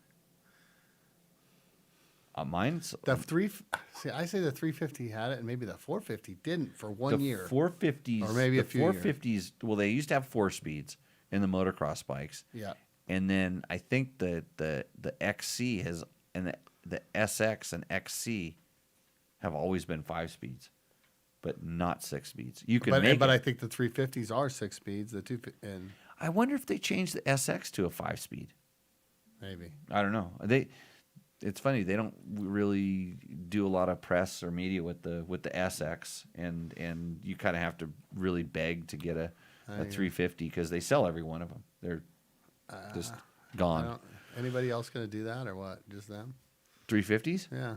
Well, there's that other company called Husqvarna that makes them, Yeah, and there's probably another Gas company Gas, called too. Gas that makes them too. It's funny, they're really similar. It's like kind of like a red and a white KTM, Yeah. but they're different. So I don't know how it works. Have I tried the Maestro Dobel Humetillo or just the Castanil or the Here's a better way how to say that, Jimmy. Victor Yes. says, would you want to try these 2 fancy tequilas? When should I bring them to prom? tomorrow? Tomorrow. Yeah. Tonight? I don't know. How long, when can you get here? Yeah, come for the next show, Victor. Yeah, See, well, Dirt Bike 365's baiting you big time over there. oh really? Yeah. I saw another question in there. Oh, Jimmy, what is your favorite bike right now? Your go-to? Currently, it's absolutely I'm going to just hit the buzzer. no. It's KTM 300, True. Yeah. bro. I didn't even know I made a New Year's resolution to only ride 2-strokes this year, but I kind of noticed that after until the class this weekend, Yeah, that's all I'd you've rode. only ridden 2-strokes. You get the new one. I have a YZ125 and I have a KTM 300. They're both brand new to me, and that's all I've been riding. And so I'm just like a 2-stroke guy again. But this weekend I rode a Husaberg 570. It's Shitting. quite possibly the most powerful bike known to man. I use that just to show off in front of the class. I rode her for a smidge too. Yeah, it's a good bike. Heather rode it. I think the bike got hored out a little bit. Everybody rode it. She's dirty. She's dirty. Yes, Victor, bring that whatever kind of tequilas that you're talking about.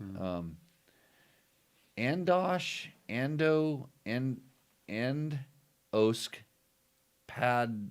Did I say that right? Come on, Logan. How do you say Endosk Parisk. that? Endos Padiz says vor and go. It means no go, right? I don't know. Dude, they had barely really speak they had English. really nice motors. No, Andosh, vor, no go, or maybe good. I don't know. Yeah. I had fun on it. I mean, Right? I Yeah. wonder why I don't. When you said you took out the doghouse, I thought you meant on the start. I'm like, no way. No, I was I going thought down. you, I was going went down the full Larry. Well, it was a Yeah, I get it the now. starting the doghouse was on the side of the box. It was right next to the thing. There was no gates. There was a doghouse and no gates on one side. All the gates were on At their the side. MGM, right? And I went off, MGM, and I went off the track and just blew the starting house out. I think I pretty much tabletopped. I did a Bubba scrub.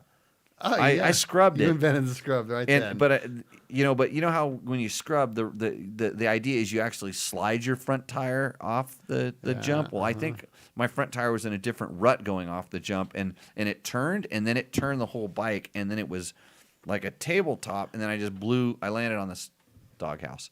There's probably video of that someplace. I don't know. Oh, really? Yeah. So why Worldly Rider wants to know, why do dogs bite front tires? That's a really good question. And that is weird. Yeah, they've had them come at my front tire. yeah. Straight So Sandy Valley, you can't even get through there without having 3 of them try to get you. yeah. So like I say on this show, we can answer 9 out of 10 questions without referring to a reference manual. And for this This I think is the Logan's going to have to go to the reference manual I and think you get might us already know. He's a dog whisperer. your dog. Well, Do- I cartwheeled a bike off of a dog once. It went right at his front wheel, and he did cartwheel my previously mentioned 77 YZ250 that had somehow survived 40-something years of its life without ever touching the ground. 10 minutes into it, he hits a dog, and man, that thing No, like was, 30 seconds I mean, in. stock 30 grips, 30 stock bars, I mean, stock tires. This thing was perfect. Now it's wadded. What are we? Anyhow, What are we? there was looking a at guy down there There was a talking question there that was Yeah, down a go little bit down one lower, more, Logan. son. If you could roll back down. I don't on know how those. to roll. So You don't know how to roll. There was someone that had a question that his wife had His wife had. broke her elbow. Jeremy S says, my wife had a crash last weekend and broke her elbow. Any suggestions on encouraging her to get back on the bike and build her confidence back up once she's healed up? Man, you know, I used to have this kid, Matt, that used to teach classes for me, but he died. He got COVID and died, evidently, because that's what everybody does that gets COVID. So you could have her come and take a class from him, and I promise you that she would, if she wants to ride motorcycles. But the thing is a lot of times if you have a bad experience, like if you ride a bike and a dog jumps out in front of you and tries to bite the tire and you cartwheel, you may never like motorcycles or dogs again. And for this, I don't necessarily know if I have an answer. I think that I think starting out, you know, kind of slow. Especially when it's your wife, you're not the best person to be teaching her. You should. Have you ever seen? That's all I would say right there. Have you ever seen coming from Heather somewhere else? when we start talking about this on my show, and we have a Better Rider podcast that we'll be launching pretty soon, that we talk about the husband and wife teaching each other relationship on motorcycles, which she probably should have divorced me like 10 times by now. Well, at least in our first 10 years of marriage when I used to yell at her and stuff. But she liked riding motorcycles enough to where she put up with it. And she thought it was funny to torture me.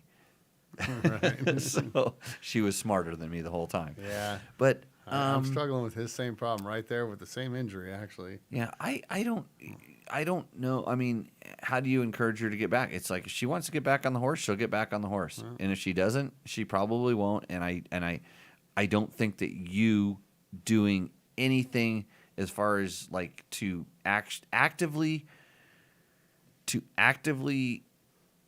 don't want to say encourage, almost force her to get back on the bike. Anything that you do that you think is going to get her back on the bike probably isn't going to get her back on the bike. Best luck is that somebody else comes along and I would say her friend or something like that. I would say if you just go and have fun on your motorcycle, and if that's something that you do and your family is doing, or you have friends that are doing it and stuff, hopefully that she's attracted back to it that way. But if that broken elbow is the end of the road, it may be the end of the road. And it's just like, I don't like a lot of things. And some of them are because they were painful when I you know, like talking to people. Like I don't like talking to people. This is why this is so good. I just talk to myself almost, essentially. So I try not to do it. No matter how much you want me to go talk to people, I don't want to do this. So, yeah, good luck. I hope she does come back because motorcycles are really fun. Yeah, you can do them for a long time. Good times. Man. Trying to get you to endo. Somebody's trying to get me to endo? I've seen that happen. And Victor says the broken elbow is going to impair the ability to make sandwiches. So Victor's back. You know, maybe trade her in. Maybe it's time to replace her. I don't know. I don't really ride 2-year-old motorcycles. You know, I That's always what I'm get at. new ones. Yeah. So. Yeah, they expire, man. Let's see. Carlos Salas says 350 4-stroke or 250 4-stroke for tight trails. 350. 350, 350, 350. Or get a 250 and make it into a 280. There's something wrong with 250 cc's of 4-stroke displacement that's just not enough. And even in racing, I absolutely hate. I really the worst displacement size for me is 250 4-stroke. Interesting. It's I always thought it was because of fat, but I'm right there with you. I don't. They just don't. You can't really roll them on. You've got to kind of rev them. And I mean, they definitely are getting better. And like the Yamaha is amazing. Very much so. Yeah. Yamaha is amazing. Hold on. Yamaha is amazing. Yamaha 1977 is amazing. Let me tell you about the Yamaha YZ 4-stroke line. For motocross riders driven to dominate, the Yamaha YZ line of 4-stroke bikes are built for victory. Visit YamahaMotorsports.com today to explore what's new and improved for 2022. The YZ 450F, because we like 450s, and the YZ 250F, which is the best of the 250s, because it has torque and power and everything I'm going to complain about when I'm done with this read. Closest to a 350. Bring performance with a powerful 4-stroke engine, reduced unsprung weight, and new suspension settings. For the look of a full factory ride, both the YZ 450F and YZ 250F come in an exclusive Monster Energy Yamaha Racing Edition graphics package. And you can take precision tunability to the next level with the Yamaha exclusive and the industry's only free power tuner app, which I'm just going to add something, is awesome. Visit YamahaMotorsports.com today to find your Yamaha YZ and enter the victory zone. So the problem with 250s is they're tuning them to make power, and unfortunately they kind of like lose the torque and the roll on, and yeah, they make power. They're fast. They're not slow, but if you have the opportunity between a 250 and a 350, like every single time, especially if you're larger, a bigger guy, the 350 makes way more and more sense. If you're a small kid, if you're weighing 120, 130 pounds, then the 250 more than likely is going to be enough. But the 350 is just way better. So, but if you're going to get a 250, Yamaha YZ, Yamaha YZ FX, Yamaha WR are the probably the just powerhouses king, there. the absolutely the powerhouses. Because of that engine architecture with that reverse cylinder head, and Don't think anybody's going to catch them till they flip it, huh? yeah, they're going to have to do a lot to get the intake yeah. track sorted and stuff like that. So, okay, Logan, what's our next question? Does your 300 TPI have TPI or carb? The 300 he's asking dirt bike 365. So he's TPI or carb. he's 365 days of dirt bikes. Every day is a dirt bike. TPI all day, bro. But if you go on the internet, you will find lots of people that disagree with me. Fuel injection breakdown and you just die out there. You're done. That's it. Yeah. If you go to the Worldly Web, they think carbs. Yeah. Worldly Rider says that. Worldly Rider says So carb. Worldly Rider says carbs, and 365 wants to know. So, but Worldly Rider also wants to know why dogs bite tires. Uh-huh. So, if the guy who doesn't know why dogs bite tires says carb, I'm just doing some like math here, some internet math. Here's the real truth. The carb on the 2-stroke is not done yet. It's still, there's still certain places where the carburetor can be an advantage in kind of like, we'll call it snap, like aggressive style power delivery. It's harder to get that with the fuel injection, as we've seen. And so the carb still has that, and I'm pretty sure you can get you're getting more peak power with a carbureted bike. And I haven't run them on a dyno to find out, but I don't ride dynos.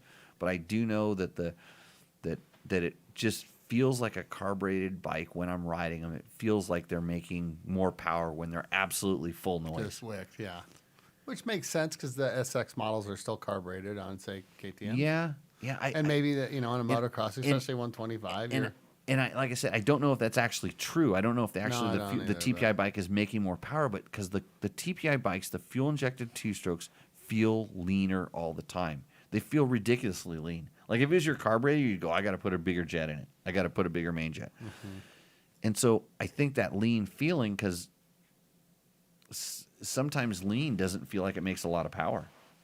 Right. Lean, you would, if you were too rich and you leaned it out, you're going to get more power. But when you start going too lean, they always felt it goes over. Yeah. They felt kind of flat and like they didn't make power. So I think there's a little bit of a perception there. But I wouldn't say that having a for trail riding, I think TPI all day long. When you start going to racing, I can make the argument for carburetors. I still can say that they're not. What if you were racing Erzberg tomorrow? TPI. Okay. But that's different kind of racing. Exactly. So I think you need to specify motocross. Okay, racing. yeah, like aggressive, Yeah. And I was thinking about it today when I was riding my 300. There's a couple places where I kind of wicked it up when I was kind of racing across the desert, and I'm going, what I want to, and for me it wasn't TPI or carbureted. It was like 2-stroke or 4-stroke is what I was thinking. Would I rather be on a 4-stroke now than a 2-stroke for doing this high speed desert? And the answer is probably, if I was trying to win, like if I really wanted to go as fast as possible, probably 4-stroke, so anyhow, okay. Best inexpensive trail bike with an E-start. Good luck. Jordan? Oh boy. I don't think there's such a thing as an inexpensive bike right now. No, there is not. They're he's asking TTR 230, CRF 230F, KLX 230R. Oh, he's got bikes there. Yeah, he's listed those bikes out. That's where I was leaning. At those type of trail they're bikes. all really, really good. They're all really good at doing what they're going to do. And if you don't know any different between them, I would say pick the color you like the best, because they're all pretty decent bikes, and they're all three of them still air cooled. Yeah. Or is the Cowie water cooled? Maybe. I don't know. Cowie, the 230 Cowie, I think is water cooled. I think so too. Yeah. I don't remember. Yeah, they're all fine. They're kind of, at that point you're just talking about kind of a generic trail riding, play, fun motorcycle, and they'll all do really good. It's The cool thing about those bikes like that, you can really buy a used one. They don't wear out fast. They haven't changed for a lot of years. Yeah, a lot you're of not times, unless outdated. it's the Kawasaki is pretty new. I know. Now the CRF is a 250, I believe. Yeah, and it's fuel injected. And now they have a 300 on the L. So KLX 230 is air cooled. Air cooled. Oh, Okay. it's the three. We're thinking of the 350 or is it 250 or 300? yeah, they have a 300. That's right. I don't know all my motorcycles. So I don't follow those. I don't get on those little trail bikes either. But do know the used ones kind of are usually got a lot of miles left in them because they don't wear out. They're not been raced. They haven't been, Yeah, they usually they're crashed and dinged up a little bit, and they're scratched up. But but the damage is you can see it with your eyes and go yes or no. And when you're buying, say, a used 450, who knows? Yeah, and you're gonna do the same thing to the bike. You're gonna tip it over as you're learning usually. Treat it. Logan, why do dogs bite tires? Do we figure this out yet? To make you endo. No, I want to know what the YouTube say. Okay, Bob's got a guess. So we're getting close to our cutoff time here. Yeah. It's getting close to my bedtime. Yes, Bob. Bob from the. Like the tires because they can. Because they can. Dogs like the tires because they can. They're like a chew toy. And you can always replace a lady, but you can't replace the time spent on the bike. Mitch, that's pretty good. Everybody agrees the dog is trying to get you an endo, but is your wife trying to get you an endo? Not if you put her on the back. Check her life insurance policy on Actually, if you put your wife on the back, she's actually trying to lighten up your front end, so it helps you get over the back and gas it more. Like we try. You try don't not really to teach. lose your wife; you just lose your turn. What do you do to a power valve to be more responsive On the TPI 300. on the TPI bike? It depends on where you want it to be more responsive. Whether you put more preload on the spring or take preload away. It changes it. So you have to play around with it and feel it. It's like that. Shift down when bogging. Open the throttle and brab. Huh? Riding tips. Oh. You get free riding tips on our chat if you're watching this show. Okay, everybody. I think is that it? We out of questions for the time being. Yes, but he said something kind of cool that I liked. Dima, you want to say that last name? Dima Yegoshin. Very hard to instruct people you're related to. Yes, he's right. Yeah, I think Logan's trying to give you a message there. Yes. Subliminally. I've got through this. I don't tell him nothing about writing. He's channeling. Never channeling. No, the other way, Dad. I What? was Oh, Oh wait, you don't listen to him? no. You don't. He doesn't listen to you. no, I don't. I mean, I try to, and it's like, but now he's been teaching for what, a hot breath, and I'm not, and he's really good, but I think he expects me to go, I told you to do it this way, but that doesn't mean you just can do it. You have to practice. Exactly. Yeah. And you get it wrong until you get it right. I need that. I need that sound. The more you know sound. It goes. Ding, The ding, ding. Yeah, yeah. That the more rainbow. Because Tech Talk Taco Tuesday, and family counseling. The more, yeah. Oh yeah. Okay, is that it? We're wrapping it up, Logan. Do dirt bike riders have lower testicles compared to other men? I'm 44, been riding since the 80s. This worldly rider's trolling us pretty good. Yeah. Do dirt bike Yeah, riders but have he's got- lower testicles compared to other men? Yeah, we need a wheelbarrow well- to carry him around. I've been well. How low are yours hanging? Because this is where we need something to back it up. I mean, I'm actually, I would think, since you probably, because this sport would lend you to smashing your balls on the tank or the yeah. seat more than most other sports, So more than the maybe average horseback guys more than got the it worse, average but man. that's Okay, it. yeah, horseback. But that's it. But if you're doing that, that would probably cause some scar tissues and things like that, and maybe that would actually cause the testes not to actually hang as low. yeah. But maybe since they have more weight because they have more scar tissue and stuff, they might be actually pulling more on gravity. So this is the kind of answers you get on this show. We like to think every question out, and I'll have Logan Yeah. look that up. If that's how we end, you guys gonna hear an off air story when we're done. So. Okay. If you want to hear about the off-air story next week, send us a question in the comments, and we'll go from there. I can tell you exactly where Logan come from, if you know what I mean. Exactly.